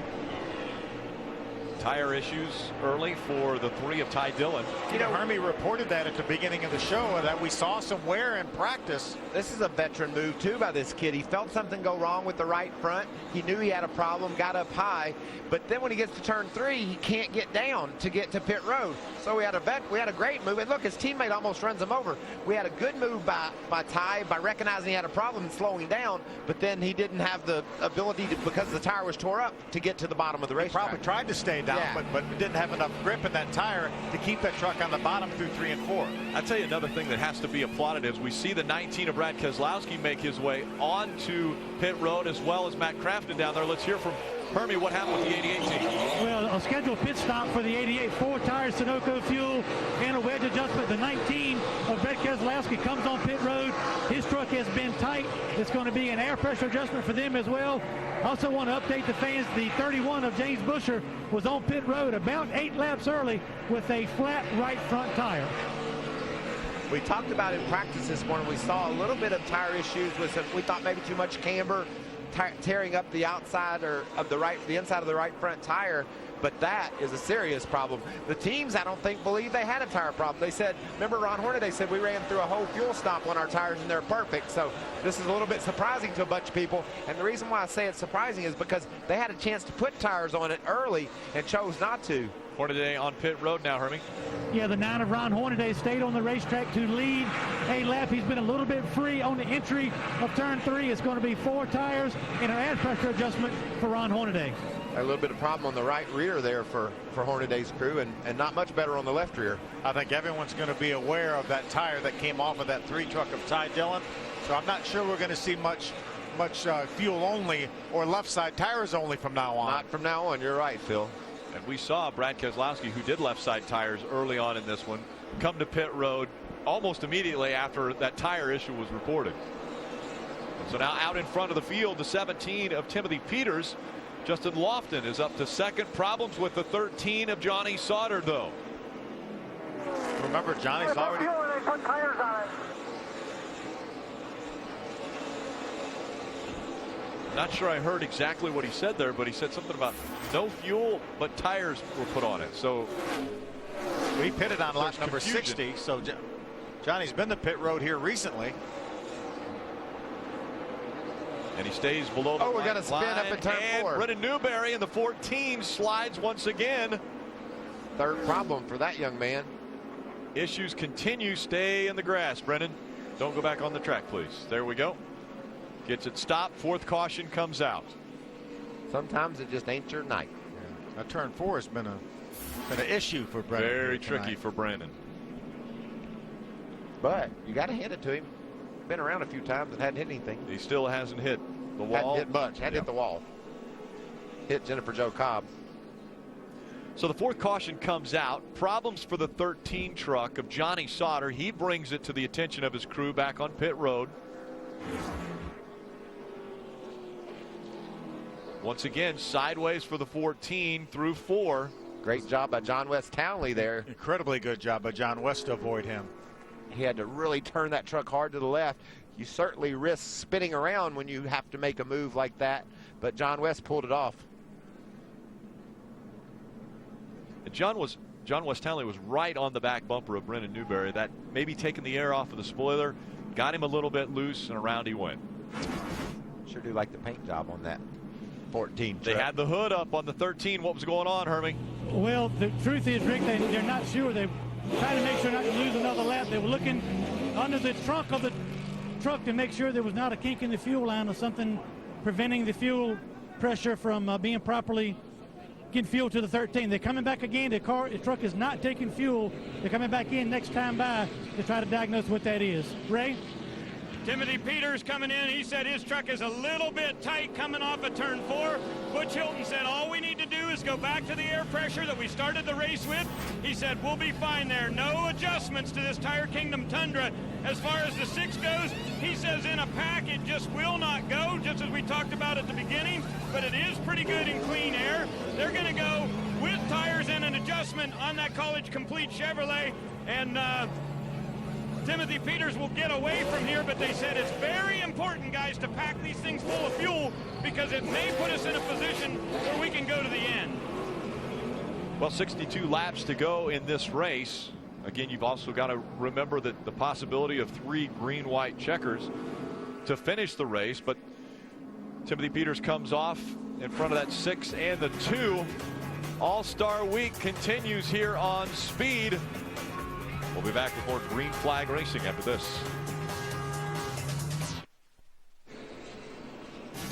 Welcome back under our fourth caution here at Charlotte Motor Speedway. It gives us an opportunity to visit the Speed Social Garage and go down to Marianella. Who's down there, Marianella? How you doing, Rick? Yeah, they've done quite a swanky upgrade here. And speaking of All-Star Weekend, I'm hanging with one of Speed up-and-coming stars, Mr. Joe Farah from the new series, Hard Parts South Bronx. Tell us a little bit about the show. Well, the show's about me and my crew finding hard parts for any car, anytime. There's a lot of crazy things going on, a lot of action, you know, craziness from the Bronx, and you watch it, you're going to laugh, you're going to cry, you're going to feel everything. Just make sure you watch us tomorrow night after the All-Star race, and we'll be on every night, every Thursday night at 10 o'clock, and just come and see the show.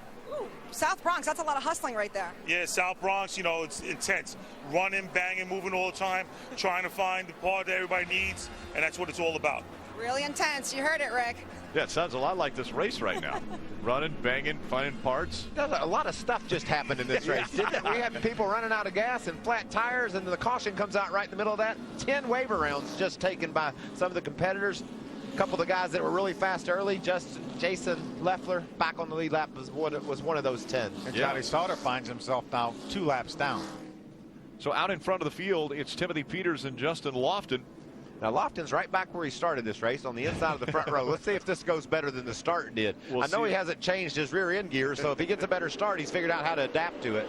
17 with a great restart as the green flag flew.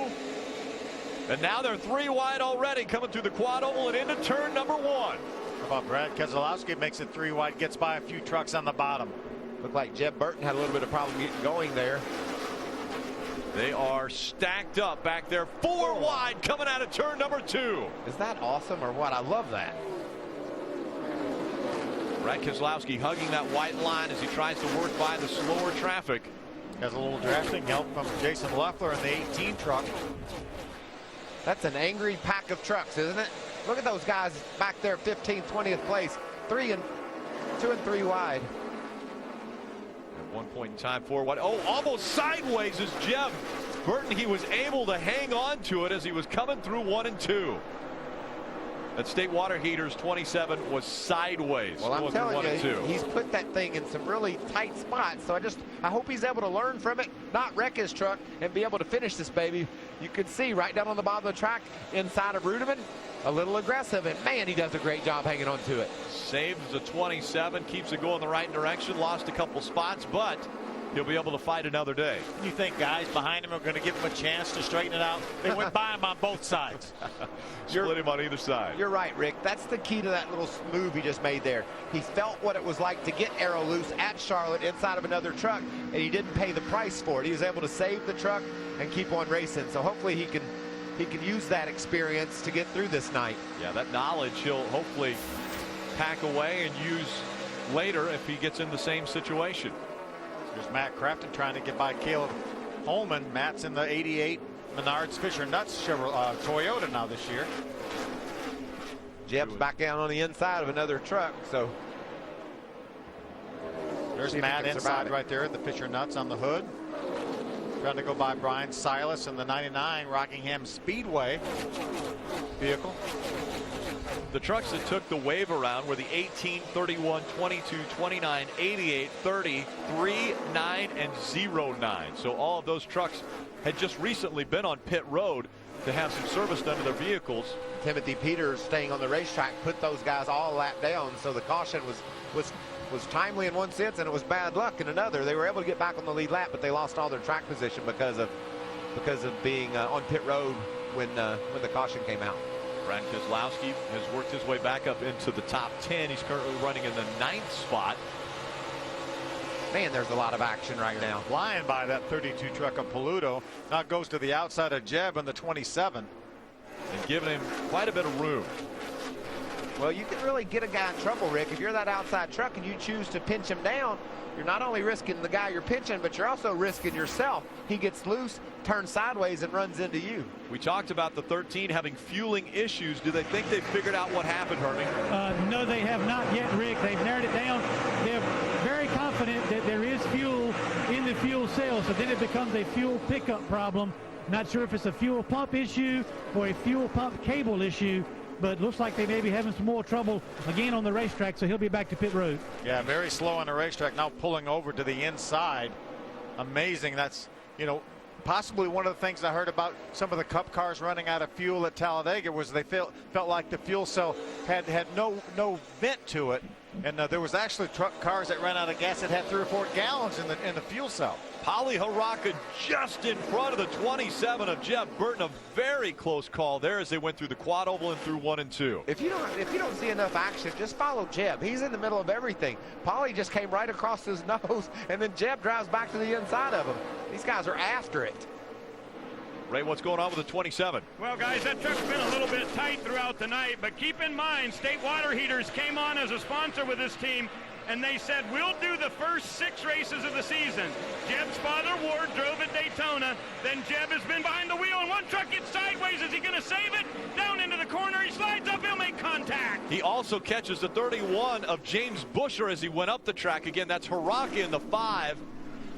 He caught the 31. Very unfortunate for our most recent winner in the Camping World Truck Series. Look at the damage to that X-side Chevrolet for James Busher. That's just trying to clear that 5, and there wasn't enough room. That's garage area for Busher. He's going to have to go back behind the wall with that baby. A lot of damage for Pauly's truck as well. Again, talking about the great accomplishment, Pauly Haraka graduating from Duke in just 4 years. Watch this truck. Does he just get loose? I think so. He's on the inside of Rudeman. Oh, yeah. They moved up a little contact, bit. Yeah. And there's our buddy Jeb. He's got a real good view of all this action. He goes by the 31, tries to sneak by, but can't. And look at us, Ty Dillon and David Starr There goes Parker Kligerman. Did you see how close Parker came to hitting? Very close. Haraka? Paulie Haraka was running 6th when this took place. The 31. Keep an eye on. Was Keep 11. an eye on. Kligerman barely getting by on the inside. Look like Paulie just didn't quite give Rudeman enough room there. Look at Busher, just outside. unfortunate. Now watch at the bottom. Did he even clear him, or was there a little contact? If there was any contact, it was very slight, it looked like. And it could have been very heavy. It's like a bumper bar sliding down the track. Good camera work, man. These camera guys have been here all day. We've been after it since 10 o'clock this morning. 10:30 this morning. Started off our 12 hours of coverage here on 11. We're going on 11 right now. And hadn't missed a thing. Nope. Even the bumper bar sliding across the road. Our leader, Timothy Peters, coming back down pit road here. Ray, what's happening on pit road? Well, these guys just weren't sure they were in the fuel window, but this clears it all up. If they come and get tires right, or excuse me, get fuel right now, they know they can go the distance. Butch Hilton said, do not slide those tires. Come in, go real easy. You see Timothy Peters just getting a can of fuel there. The 19 of Brad Keselowski doing the exact same thing. A bunch of guys on my end of pit road. We also see the 18 down. How about you, Hermie? Well, the 13 truck, Ray, has finally diagnosed the problem. It is a cable issue, cable broken in the fuel pump. These fuel pumps are cable-driven systems. Broken cable, they're going to replace that, get Johnny back on the racetrack. But his season of anything that can go wrong is going wrong continues for the 13 team. Probably going to be another finish of 24th or worse for Johnny Sauter. It's been an unbelievable year and a wild ride for the 5 and 31 here just recently.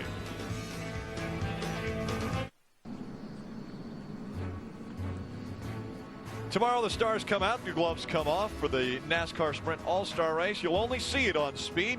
See NASCAR's best square off in the all-or-nothing $1 million brawl. The NASCAR Sprint All-Star Race tomorrow, 7 Eastern, only on Speed. Great crowd on hand to kick off All-Star Week here at Charlotte Motor Speedway. Stay with us. Coverage of the NASCAR Camping World Truck Series on Speed is presented in part by the North Carolina Education Lottery. Brought to you in part by AutoStop. New AutoStop is foolproof. Gray is over. By Toyota Care, caring for you and your car. And by Bass Pro Shops. Your adventure starts here. Welcome back under the lights at Charlotte Motor Speedway. We have 45 laps remaining in this race. Aaron's lucky dog goes to Joey Coulter in the 22. Good break for Joey. Yeah, puts him back on the lead lap. There'll be 21 trucks right now on the lead lap. James Busher's crew goes to work on that 31. They are piecing that baby back together. Again, that's the side that hit the wall. The other side was the one that looked like a can opener. Took to the left side of that truck. Take another look at it. You see the contact between Paulie Haraka and David Rudeman in the 92. It would be my guess that Paulie just didn't realize that David was that close to him. Kind of got a bit, tried to take an angle for the corner, and the contact turned him around. But the way that that truck there got hit, I can't believe they're able to get it even to roll. Ray Dunlap. Well, Justin Lofton has been a little bit troublesome on the restarts, Dan. How much are you worried about him being the leader in those restarts tonight? I'm not too worried if we're the leader because they can't beat us back to the line. We've been having a little bit of an issue getting going there at the beginning part of the race, but with us being the leader, I think we'll be okay because they can't beat us to the line, so we should be able to get a jump on them, get into turn one. How close is it on fuel? It's pretty tight, but I think we'll be all right. All right, good luck. Pretty tight on fuel for the 6. It really doesn't add up, does it, Phil? Nah, it's 62 laps, but if you get enough caution laps, that's certainly going to help. So, I mean, those guys have the calculations from their previous pit stops, so they're the ones that have the best idea of what they can do. One of the best on 1.5 miles on the inside of Justin Lofton. The two make their way through the quad oval. Green flag back in the air. Jeff Burton slid the tires just a bit just behind Justin Lofton. Side by side for the lead as they enter turn one. Todd moves up the racetrack just a bit. Justin Lofton staying tough on the outside. Looking to make it 3 trucks battling for the lead. Cut up on the inside was Rudeman. Check out David to the bottom of the racetrack. Todd Bodine, a strong run through the center of the racetrack. Ruderman gave him that spot. Didn't want to risk getting in a bind. Jeff Burton holding on to the 4th spot. That's State Water Heaters, number 27. Get behind him from the 9. Yeah. What a strong run for Hornaday. Remember, he talked about his truck didn't seem to have any speed. He said it was driving good today in practice. And he said, it sure looks like it. He also said, I think that'll pay off tonight. All that experience, all that knowledge, championships. I believe if Ron talks, I'd listen. Seeing that 2 of Brendan Gaughan also making the move on the bottom of the racetrack. Pulling out to a good lead, though, Lofton and Bodine. Yeah, Burton looks to the inside of Ruderman. The Ruderman comes down, takes the spot. Now Hornaday goes around the outside of Jeb. Hornaday keeps the momentum up, takes that position. Here comes Jason White in the 23, also making the move to the high side. Brad Keselowski is going to follow suit, try to get by on the outside. Gale gets a little bit loose there. Somebody hit the wall up ahead of those 2. Hard into the wall, it looks like, for the 30. Nelson Piquet Jr. Piquet Jr. A lot of damage to the right side of that truck. He's waiting for an opportunity to get back down to the apron. Caution. And the caution comes out once again. The truck hits the wall that hard like Nelson Piquet did. More than likely, there's going to be some debris out there. See what happened. Oh, he gets sideways. And then just runs out of room. And that's concrete. Yeah, ran out of safer barrier as well. Just amazing how much difference the damage to a truck is if you just bump the if you just bump the concrete wall, or if you clobber the safer barrier. You can see that truck's in serious shape. These caution laps are going to help the guys like Lofton, Hornaday, Bodine that stayed on the racetrack. See if that gets them in their window. Just a little bobble by the 30 of Nelson Piquet Jr. sends him into the wall coming out of turn number 4. And a lot of damage to the right side of that truck.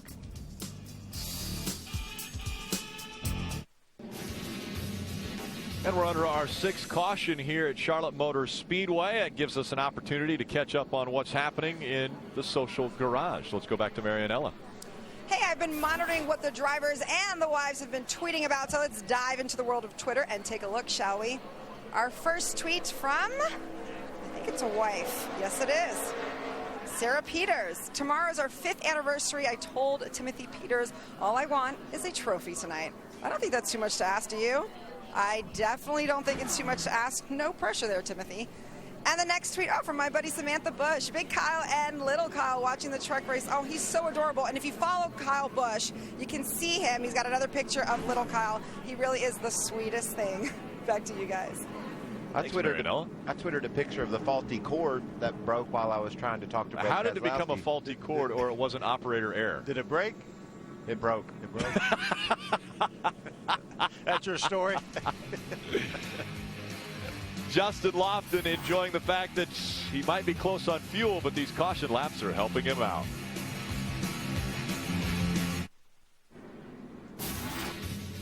Welcome back. Aaron's lucky dog this time goes to Cale Gale, so he will get a lap back. That'll put 21 on the lead lap here at Charlotte Motor Speedway. Strategy already coming into play. Guys talking about what they're going to do toward the end of this race and maybe what other guys are going to do. We listened into Jason White's radio just moments ago. Where was that 19 catching me at? He drove it down into 3 on the bottom. He's just driving his guts out because he had such a big lead after that long green flag run. So he's starting to work now. It's getting down to crunch time, and he's going to motor to the front here. That's an accurate call. He is going to motor to the front. Yeah. But, you know, Brad, he's going to drive probably a little bit harder at this stage of the race, considering that he's behind. But he's a charger. He goes pretty well flat out the whole race. Certainly does. And these caution laps have really played into Justin Laughlin, Todd Bodine, Ron Hornaday's strategy here. They may have run enough caution laps now to get these guys to the end on their fuel. Great job by Justin Laughlin there. Todd Bodine got himself in front of Justin. Justin was able to have Todd pause and wait to see when Justin was going to go, and he drove right around him. So 35 laps remaining, 3 wide for second. That Ruderman caught in the middle. I'm going to guess Jeff Burton can't be too far from it if they're 3 wide. They're going to make it 4 wide as they go into turn number 3. Great move by Jason White on the inside, getting by a couple trucks. Falling back in the middle, it looks like, is that Rudiman? It is Rudiman. Look at the move by Jeb Burton down on the bottom of the racetrack. He tries to clear Miguel Pluto. Can't quite do it. Here comes Brendan Gaughan. Look at this swarming pack. Gaughan goes to the inside. He's trying to take the spot away from Rudiman as well. Looked like Rudiman's truck never came up to speed after the restart. Now it moves way up to the high side. It looks as though he is back up to speed now. Side by side, Bodine on the inside. Brad Keselowski on the outside in the 19. Those two racing for position. Little bump here. The 19 giving the 9. And he shot away from him. He just shot him in the corner ahead of Jason White on the inside. See Timothy Peters trying to get by Ty Bodine. Remember, those guys are teammates at Red Horse Racing. Timothy's got a really fast truck, y'all. He was counting on some of these trucks running out of gas. I heard him on the radio saying, I don't think any of them are going to make it. The crew chief was telling him that. But now I think that story's changed some, Phil. With all the caution laps we've had.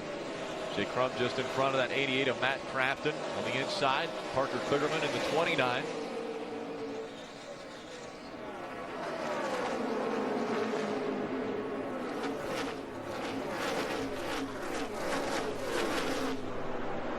Battles all over this racetrack.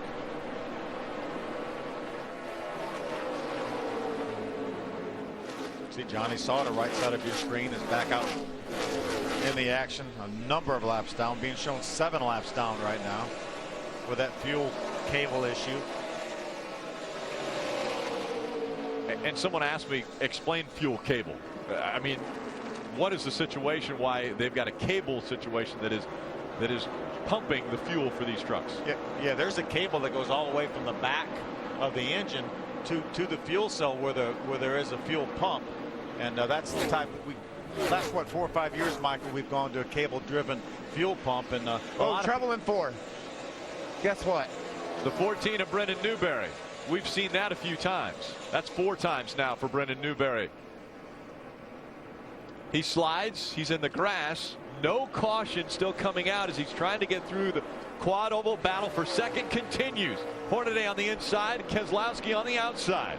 Hornaday does not want to give that spot up. I don't think he's going to have any choice here. Brad Keselowski has a fast truck now. Nobody between him and our leader right there, Justin Lofton. And Lofton, I'm sure, looking at his rearview mirror saying, oh, great. Here comes Brad Keselowski. Still has to worry about fuel a little bit too, and then has to worry about keeping one of the best drivers we have right now behind him in Brad Keselowski. And Brad's not down on that white line, Phil. He's chosen to run the center of the track even when he got clear of Hornaday. So looking around for some grip, a different line, anything he can do to start closing in on our leader. Last time by, first and second ran exactly the same time, 30.31 seconds. So pretty even match right now. Jake Crum 2 laps down, the 29. But he's trying to get by. 29 of Kligerman on the lead lap. He's running 17th. Jake has a pretty fast truck right now, but he got caught in that situation when a lot of people were running out of gas, making green flag pit stops. This is great for Jake, though. You know, when you got a truck fast enough to get in here mixed up with guys like Matt Crafton and David Starr and Parker Kligerman, he is learning so much right now. Even though he's a couple laps off the pace, this is really valuable racing for that young man. Parker able to make the pass. Parker right now is being shown in the 17th spot. Also seeing that 13 of Johnny Sauter. He spent so much time on pit road trying to figure out their fuel issue. He is 7 laps down, running in the 28th position, but that 31, after all the work they've done to it, currently in the 22nd spot, Hermie. Yeah, Rick, and he's 1 lap down. He's in position currently on the racetrack to be eligible for the lucky dog spot. A lot of damage, not a straight piece of sheet metal on this truck, but they know they have a lot to gain by staying on the racetrack. They came in and checked the toe.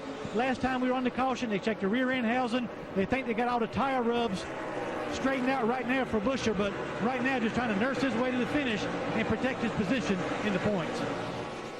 Battle between teammates, Brendan Gaughan and the South Point Chevrolet, Bass Pro Shop Chevrolet of Ty Dillon. Brendan's got the 9th spot, ties in 10th. There's Timothy Peters, 8th, right in front of them. Fighting for position all over the racetrack, and right now Lofton trying to fight to stay in front of Keselowski. Welcome back to Charlotte Motor Speedway. We look at an American Ethanol Fast Fact. Entering tonight's race, 4 of the current top 6 in the Camping World Truck Series point standings have never won a truck race. Right now, the guys running first and second have never been to victory lane. There's one of them right there, Justin Lofton, and he's got a guy closing in on him. Brad Keselowski is coming. And amazingly enough, we hear that name, Brad Keselowski, and you think, okay, well, he's had to have won in the Truck Series. He's won in Cup, he's won in Nationwide, but he has never won in the Truck Series. He would be the 24th driver to ever win in all 3 series if he can get to victory lane tonight. And look at that line he's running. He's using all of his experience and all of his knowledge to close in on Lofton. Looks like Lofton's truck's gone away, Phil. He was holding his own against Brad, but I think it's starting to push. It went up high in the corner. I wonder if maybe we're having another tire issue with that truck because something didn't look right about it down in turn 3 and 4. Yeah, he lost about a 1/10 and a half that time to Brad. They've opened up about a 3-second lead over Hornaday right now, running third with 18 laps to go. Justin Lofton can taste victory. He's got the lead, but that truck's pushing in the corners, it looks like. See Look how much ground he loses on exit. Lofton has finished 3rd twice in his Camping World Truck Series career, and it looks as though he's about to lose the lead to the 19 of Brad Keselowski, as Keselowski has closed the gap now to within 0.3 of a second. The truck doesn't show to be as tight down there in 1 and 2 as it is in 3 and 4. Keselowski running that high line through 3 and 4, keeps the momentum up as he comes into the quad oval. He'll close the gap considerably between he and the 6. All over the back bumper as they cross the stripe. He looks to the inside of the 6 for the lead. And Keselowski goes to the front of the pack once again here at Charlotte. Now Justin Lofton needs to go to school. Maybe watch the line Brad Keselowski's running. Maybe that'll free that truck up if he's fighting a tight situation. Yeah, the bottom just isn't working for him, and he's dedicated to it. It just won't come off turn 4. See it pushing really hard right there up toward the wall. So I like what you're saying, Phil. Let's run high a little bit with that 6 truck and see if we can change up the way it's handling. Lofton, Keselowski. Now it's Keselowski out in front, obviously, and Lofton running second. Jason White with a good run, and problems for the 30 of Nelson Piquet Jr. One more time they've had issues, and he'll make the hard left turn onto the apron, try to stay out of the way, and see if he can get all the way back to pit road. Yeah. 7th caution of the night. A little more damage that time on Piquet's truck.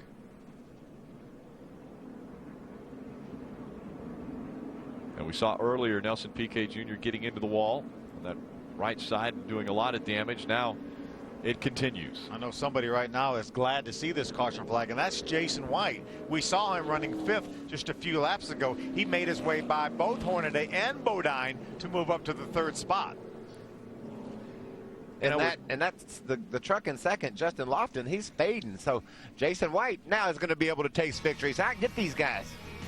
Jason White looks as though he'll have enough fuel to get to the end. 14 to go. Stay with us. Checkered flags coming up next. The NASCAR Camping World Truck Series is presented on Speed by DirecTV. If you call yourself a sports fan, you got to get DirecTV. Call 1-800-DirecTV. Presented in part by the North Carolina Education Lottery. Brought to you in part by Ram Trucks. Guts, glory, Ram. And by Camping World and Good Sam. Everything for the RV lifestyle, including RVs, accessories, warranties, insurance, and roadside assistance.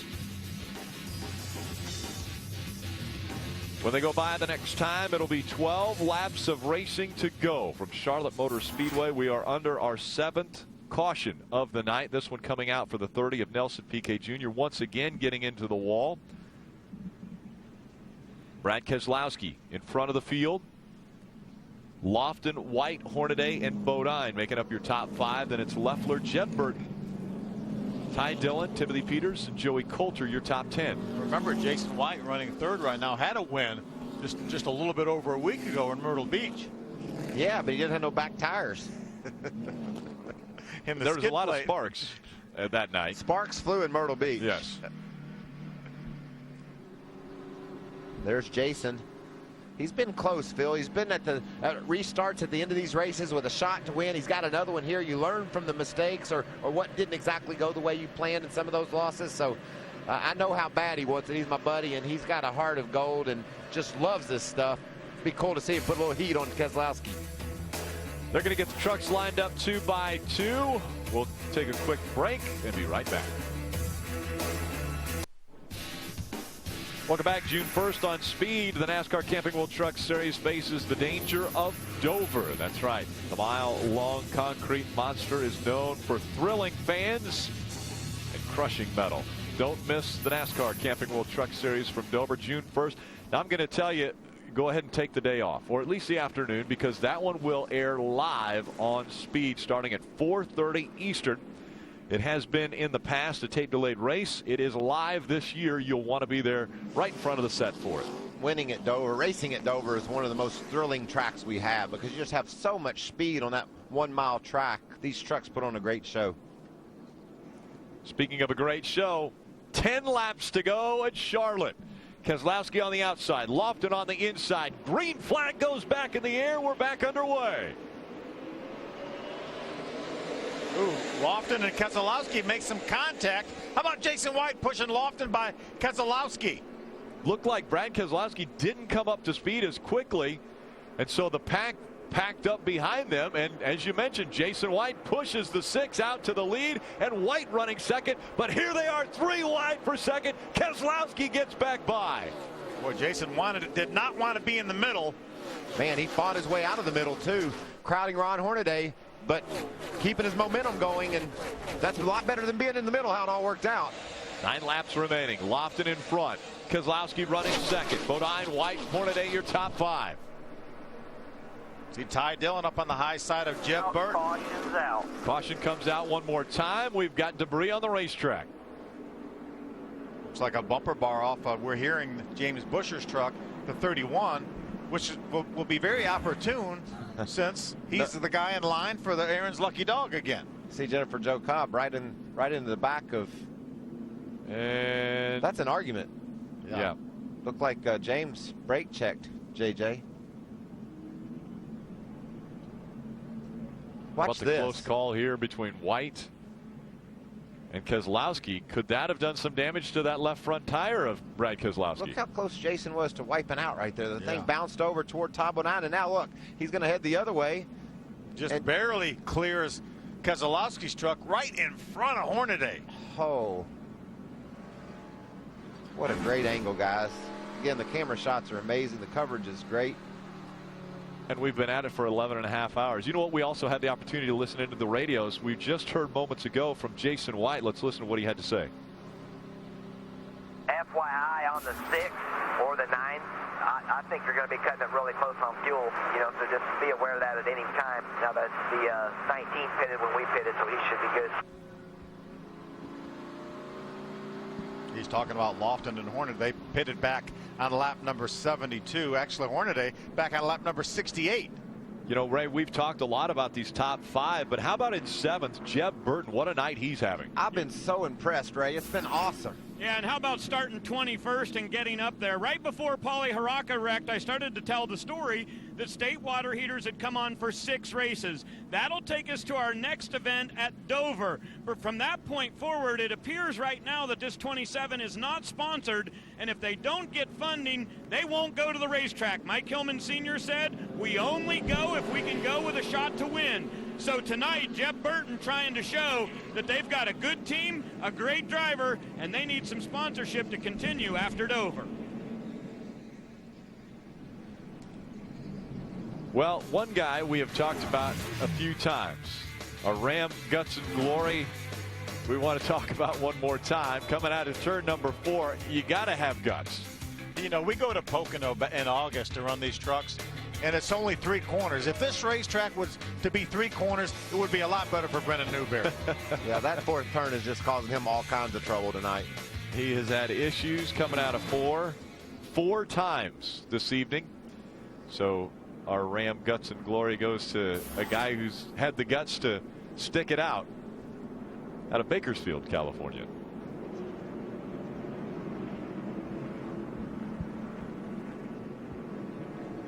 So Lofton, Keselowski, White, Bodine, and Hornaday, your top 5. They'll have 6 laps to go when they go by the next time. It doesn't look as though they're 2x2 yet, so they will go by one more time to get back in line. You know, we saw Justin Lofton struggle a little bit on the early restarts, the initial start of the race, and then the next restart. He's been a lot better since then. Got a great restart that time, was able to pull out in front of the 19 of Keselowski. You can watch their telemetry right here. Watch their RPMs. Justin Lofton is shutting that truck off to try to save some fuel. He knows he has to stretch his fuel. He's had a lot of caution laps. They feel like they're going to be okay, but he's not going to take any chances. If he can save a little bit, then he's going to try to do that. We're also hearing that the 9 of Hornaday has been doing the same thing, where they'll shut that off, not use up any of the fuel, and then crank it back up. Let's go back to pit road and Hermie Sadler. Well, Jeff Stankiewicz, the crew chief for Brad Keselowski. Number 1, your thoughts on this restart? Number 2, how close are you guys on fuel? We're about 3 or 4 laps is good right now. That last restart, he got a really good start, but we kind of got jacked up there by the 9, what it looked like. But I think we'll be good here as long as we don't get too big a push from behind. I think we'll get going here, and they'll race it to the end. I think it'll be a good race. Well, good luck to you. Should be fun. Appreciate it. All right, let's go see what happens on the racetrack, Rick. That last restart wasn't very sanitary. They were bouncing off each other on the front straightaway. It looked like that Lofton was crowding Keselowski a little bit, and Brad wasn't going to take any of it. Trucks got together, Brad got sideways, and Justin was able to drive off with the lead. Lofton chooses the high line. Down on the bottom of the racetrack will be the 19 of Keselowski. We'll see how they do on this restart. When they come back by the stripe, it'll be 5 laps of racing to go. The question is, does the 6 and the 9 have enough fuel to make it those final 5 laps? And can Keselowski get by on these final 5 laps to get his first ever Truck Series win? And was that the last caution, or is there a couple more waiting for us out there? These guys are very aggressive. 4 of the 9 races here at Charlotte Motor Speedway have ended with a green-white checker finish. Coming through the quad oval, green flag back in the air. We're back underway. Looks like Brad might have spun his tires a little bit there, giving Justin a jump. Look at Hornaday down to the bottom of the racetrack on Jason White, putting him in the middle again.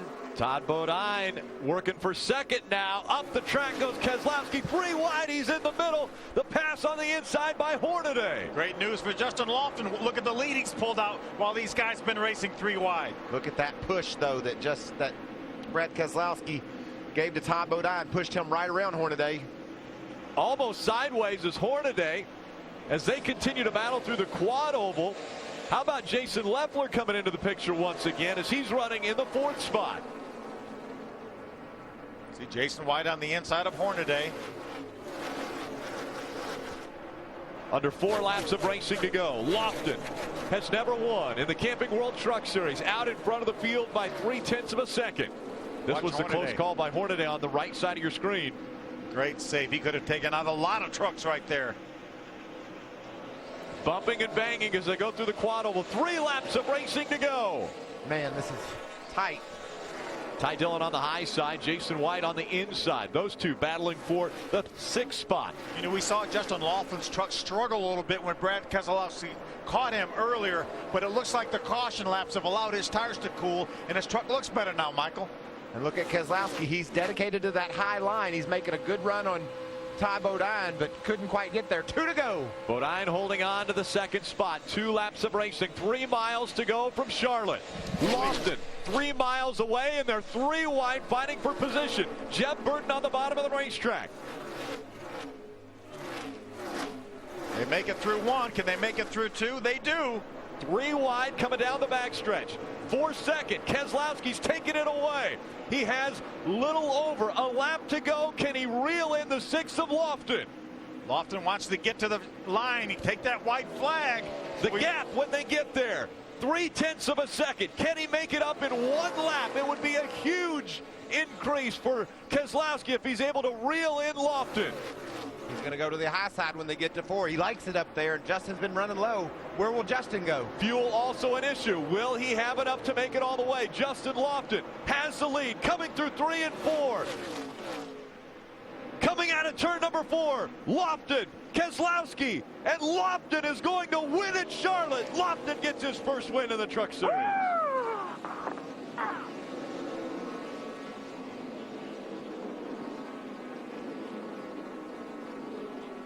How about that? Eddie Sharp Racing.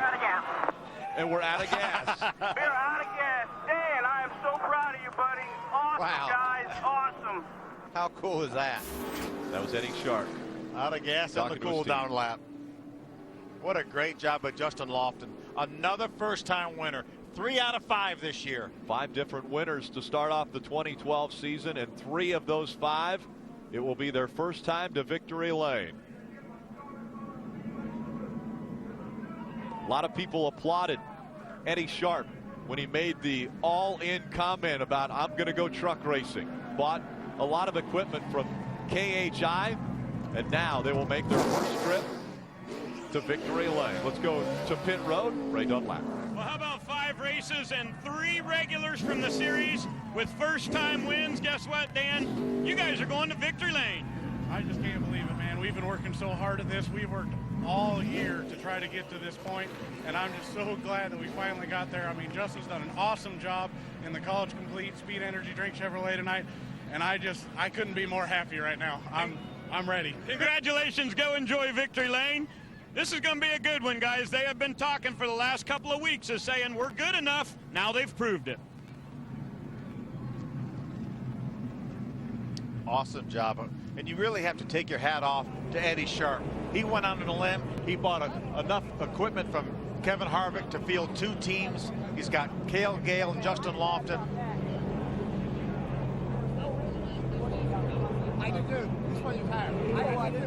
Hornaday talking with Keselowski right now. We heard Keselowski's crew chief say the 9 jacked us up, and that's what this conversation's about. Every race, but that's how much I care about you regularly. And you treat me like shit. I'm tired of it. I'm fucking tired of that. I treat you. And obviously apologizes. A heated discussion going on here between 2 drivers. Again, Keselowski and Hornaday discussing the restarts. Both of them not happy. And again, we apologize for the audio there. The vulgarity that came out in the live television. And emotions running high. This, I don't think this is the problem. On the restart, Ron got into the back of Brad Keselowski, and I think that's what Brad's upset about. That was just a little bump. That actually helped there, but when you try to take off with these trucks, getting all that horsepower to the ground feels hard enough without somebody else on your back end. Hermie's right there. Let's have him talk with Brad. Hey, Brad Keselowski comes home second. First of all, tell us, had the car capable of winning? Tell us about the last restart, first of all. Oh, sure. We had a great Cooper Standard Dodge Ram, I should say. Really proud of everybody at BKR. This was a truck to beat tonight, and they worked their butt off to make it happen. So, first off, I want to say that, but it just all came down to the restarts and who was willing to work together. And the last few restarts, nobody worked with me. They did everything they could to wreck me. So, I was real frustrated about that, but that's racing, and we'll move on. And talking about Ron Hornaday came over to have a conversation with you guys. Can you tell us what that was about?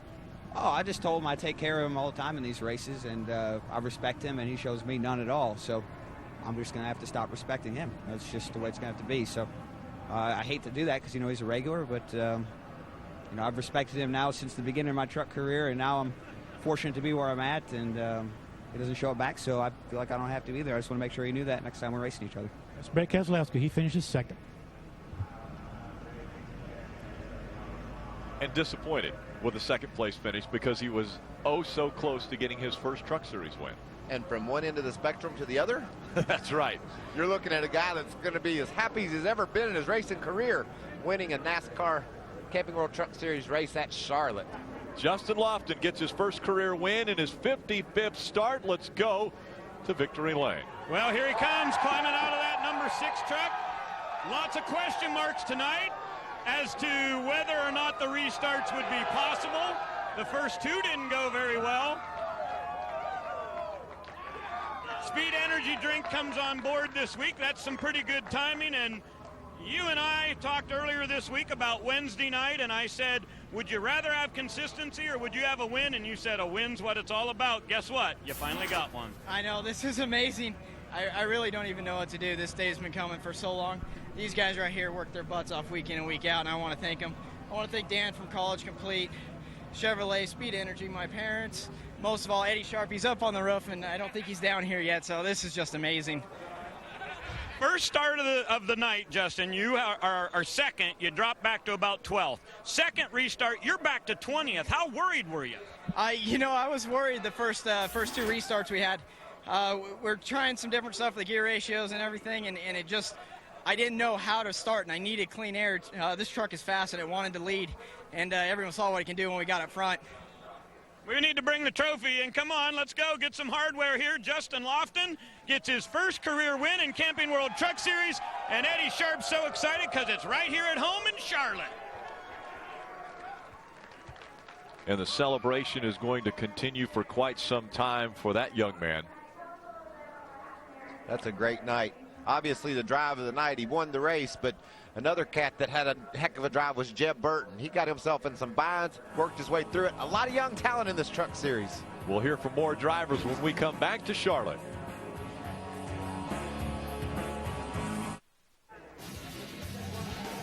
Celebration continuing for the 6th team. Justin Lofton, Eddie Sharp Racing getting their first win in the trucks. The North Carolina Education Lottery, 200 in the books now. Again, there was some upset folks, and we think this might be one of the reasons why. Yeah, that bump right there that Hornaday put to the back of Brad Keselowski had him sideways and really upset after the race. That was the disrespecting that Brad spoke of, Ron running in the back of him there. And that gave the lead to Justin Lofton, the lead he never relinquished the rest of the way. And again, we've heard from Keselowski. Now let's hear the other side of the story. Hermie caught up with Hornaday. Ron Hornaday, first of all, came down to a few restarts there at the end, but you were saving fuel, I know, nursed this truck home to your first top 5 finish for Jody Net Motorsports. Oh, that's pretty cool. I mean, we made our bed. We should have came in and got fuel because we ran just as fast as some of them guys. Longer run, we definitely had a great truck. I got to thank Great Plays for coming aboard. It's pretty cool to have somebody come aboard last minute. AMFMenergy.com, pellet wood stoves. Jeff and the guys worked hard. I mean, we didn't have the best truck when we got here. They worked on it, and we got the thing to roll coat the corner pretty good. So I guess Brad's mad. I mean, I run the back of him on a restart, but they stopped and played Jackrabbit, and somebody got the back of me, and I just had to go too. So sorry about that to him, but, you know, we're all looking for spots. But it's pretty cool for Jody Net Motorsports to get a top 5, and we got a new truck for Texas coming up, and I can't wait. That's Ron Hornaday. He gets a top 5. Take a look at our DirecTV results. Again, Lofton with his first career win in the Truck Series. Brad Keselowski, oh so close to that first career win in the Truck Series. Todd Bodine, didn't talk about him a whole lot, but in the end, he finished as 3rd in this one. And it's good to see Jason Leffler to get that 18 truck back on track. A good run for that team here today. And Joey Coulter, Jeb Burton, Timothy Peters, Ty Dillon. These guys were really competitive all night long, and great finishes for them. See Parker Kligerman, Brendan Gaughan have raced up in the top 10 at times during this race, end up just outside the top 10. John West Townley, 16th place finish. Solid run for him. Kel Gale back in 19th. James Busher, with that damage from that incident over in turns 1 and 2, ends up with a 22nd place finish. And the problems for Johnny Sauter continue. Yeah. Another bad night for that 25th team. place finish for Johnny Sauter. Saw Nelson Piquet Jr. back there, also in the high 20s. Let's hear from Jason Leffler. He's with Hermie. Well, Jason Leffler finally, I wouldn't call it uneventful, but you had a night when nothing went terribly wrong. You got a top 5 finish. Congratulations. Well, thanks. Yeah, all the guys at KBM gave me a great truck. I got to thank Kyle and Rick Wren and Eric Phillips and all our sponsors, Dollar General, Toyota, M&M's, all the guys from Flexco for their support, Shore Lodge, and Butler Seats for keeping me comfortable. But last pit stop was botched a little bit and it got us behind, and otherwise I think we had a shot to win this thing, and the truck was really fast. So they're a joy to drive. I just got to thank everybody for this opportunity, and can't wait to get back into Texas. Jason Leffler find a little momentum on this team as they head to Dover for the next race. Yep, we heard Leffler saying he'll be back in it in Texas, but again, the next stop for the Camping World Truck Series will be Dover. We want to take a look at our fastest pit stop presented by Auto Stop. This which was lap 72. That was the last time the 6 was on pit road. Great move there. It was 62 laps from the end of the race, and Dan Borman said, hey, I think we can make it with some caution laps, and they got enough caution laps to get him into victory lane. Fastest pit stop presented by Auto Stop. And after that fast pit stop and a very smart using of the starter switch on that number 6, saving enough fuel, they end up in victory lane. So Lofton will celebrate for the first time in the Camping World Truck Series his win here at Charlotte. In 2 weeks, the Camping World Truck Series heads to Dover International Speedway to pay a visit to the Monster. Miles hasn't torn up a truck since last May, and he's hungry for more. Buescher, Piquet, and Coulter will be looking for the checker, but will they be able to get out of Dover with their trucks in one piece? Chris Devoda hosts the setup starting at 4:30 p.m. Eastern, followed by flag-to-flag coverage, only on Speed. And will we have our 6th different winner in the Camping World Truck Series? The first 5 races, 5 different winners. Next up here on Speed will be Speed Center, so you want to stick around.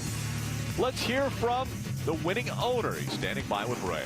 Well, Rick, you know, it's pretty cool because Eddie Sharp put together a dominant program in the ARCA Series, and you got a championship with this kid, 6 wins, but you made a big commitment to go out and buy equipment from Kevin Harvick and put yourself out on a limb. How's it feel to see it pay off? It's words can't describe it, man. It's Ray, you know, it's been a long time coming. I mean, this is our 2nd year in the Truck Series, and we did make a big commitment over the winter and really into last year, and people thought I was nuts. And there was times I thought I was nuts, but you know, it's just we knew our formula would work, and when Justin and I got back together, that was huge. And you know, Reem come on board with Cale, and it takes it all. It took the whole package to make the company strong. It wasn't just this group. So, you know, just believing in the people that were around me, and they believed in me, and man, I knew when we put the band back together we had something special. All top 10 finishes for this team right here and a victory already in this point of the season. How do you assess the goals for the 6 truck throughout the rest of 2012? Well, we won 6 races together in the ARCA Series, our championship year. Why not do that again? I think that sounds pretty good. I think he's got a plan, guys. And it sounds like a pretty good plan. I like that plan. Take a look at our Ford point standings. After 5 races, look who is on top. Justin Lofton has a 1-point lead over Timothy Peters. Ron Hornaday sneaking up the point standings, 6th place. Top 3 drivers right there, all top 10 finishes in the 5 races this year. 2-time series champion Todd Bodine back there in the 9th spot, and he's actually standing by with Hermie Sadler. Some exciting racing on the racetrack in those last 3 or 4 restarts, and you were right in the middle of every one of them. Tell us about those. Yeah, it's pretty exciting. I'm glad it was a great show for you guys at home. Everybody here, it was a typical truck race. It's awesome, but yeah, the guys that are leading the lines that are really disadvantaged because there's so big a draft. There's so much draft coming off these trucks and such a big hole in there that the guys behind them, it's like having an extra 10 horsepower. So it really makes it exciting on the restarts because the guys in the back can go anywhere they want. And that was pretty obvious. But, you know, we had a decent Tundra. You know, it was really loose to begin with, and Rick made some big, huge adjustments.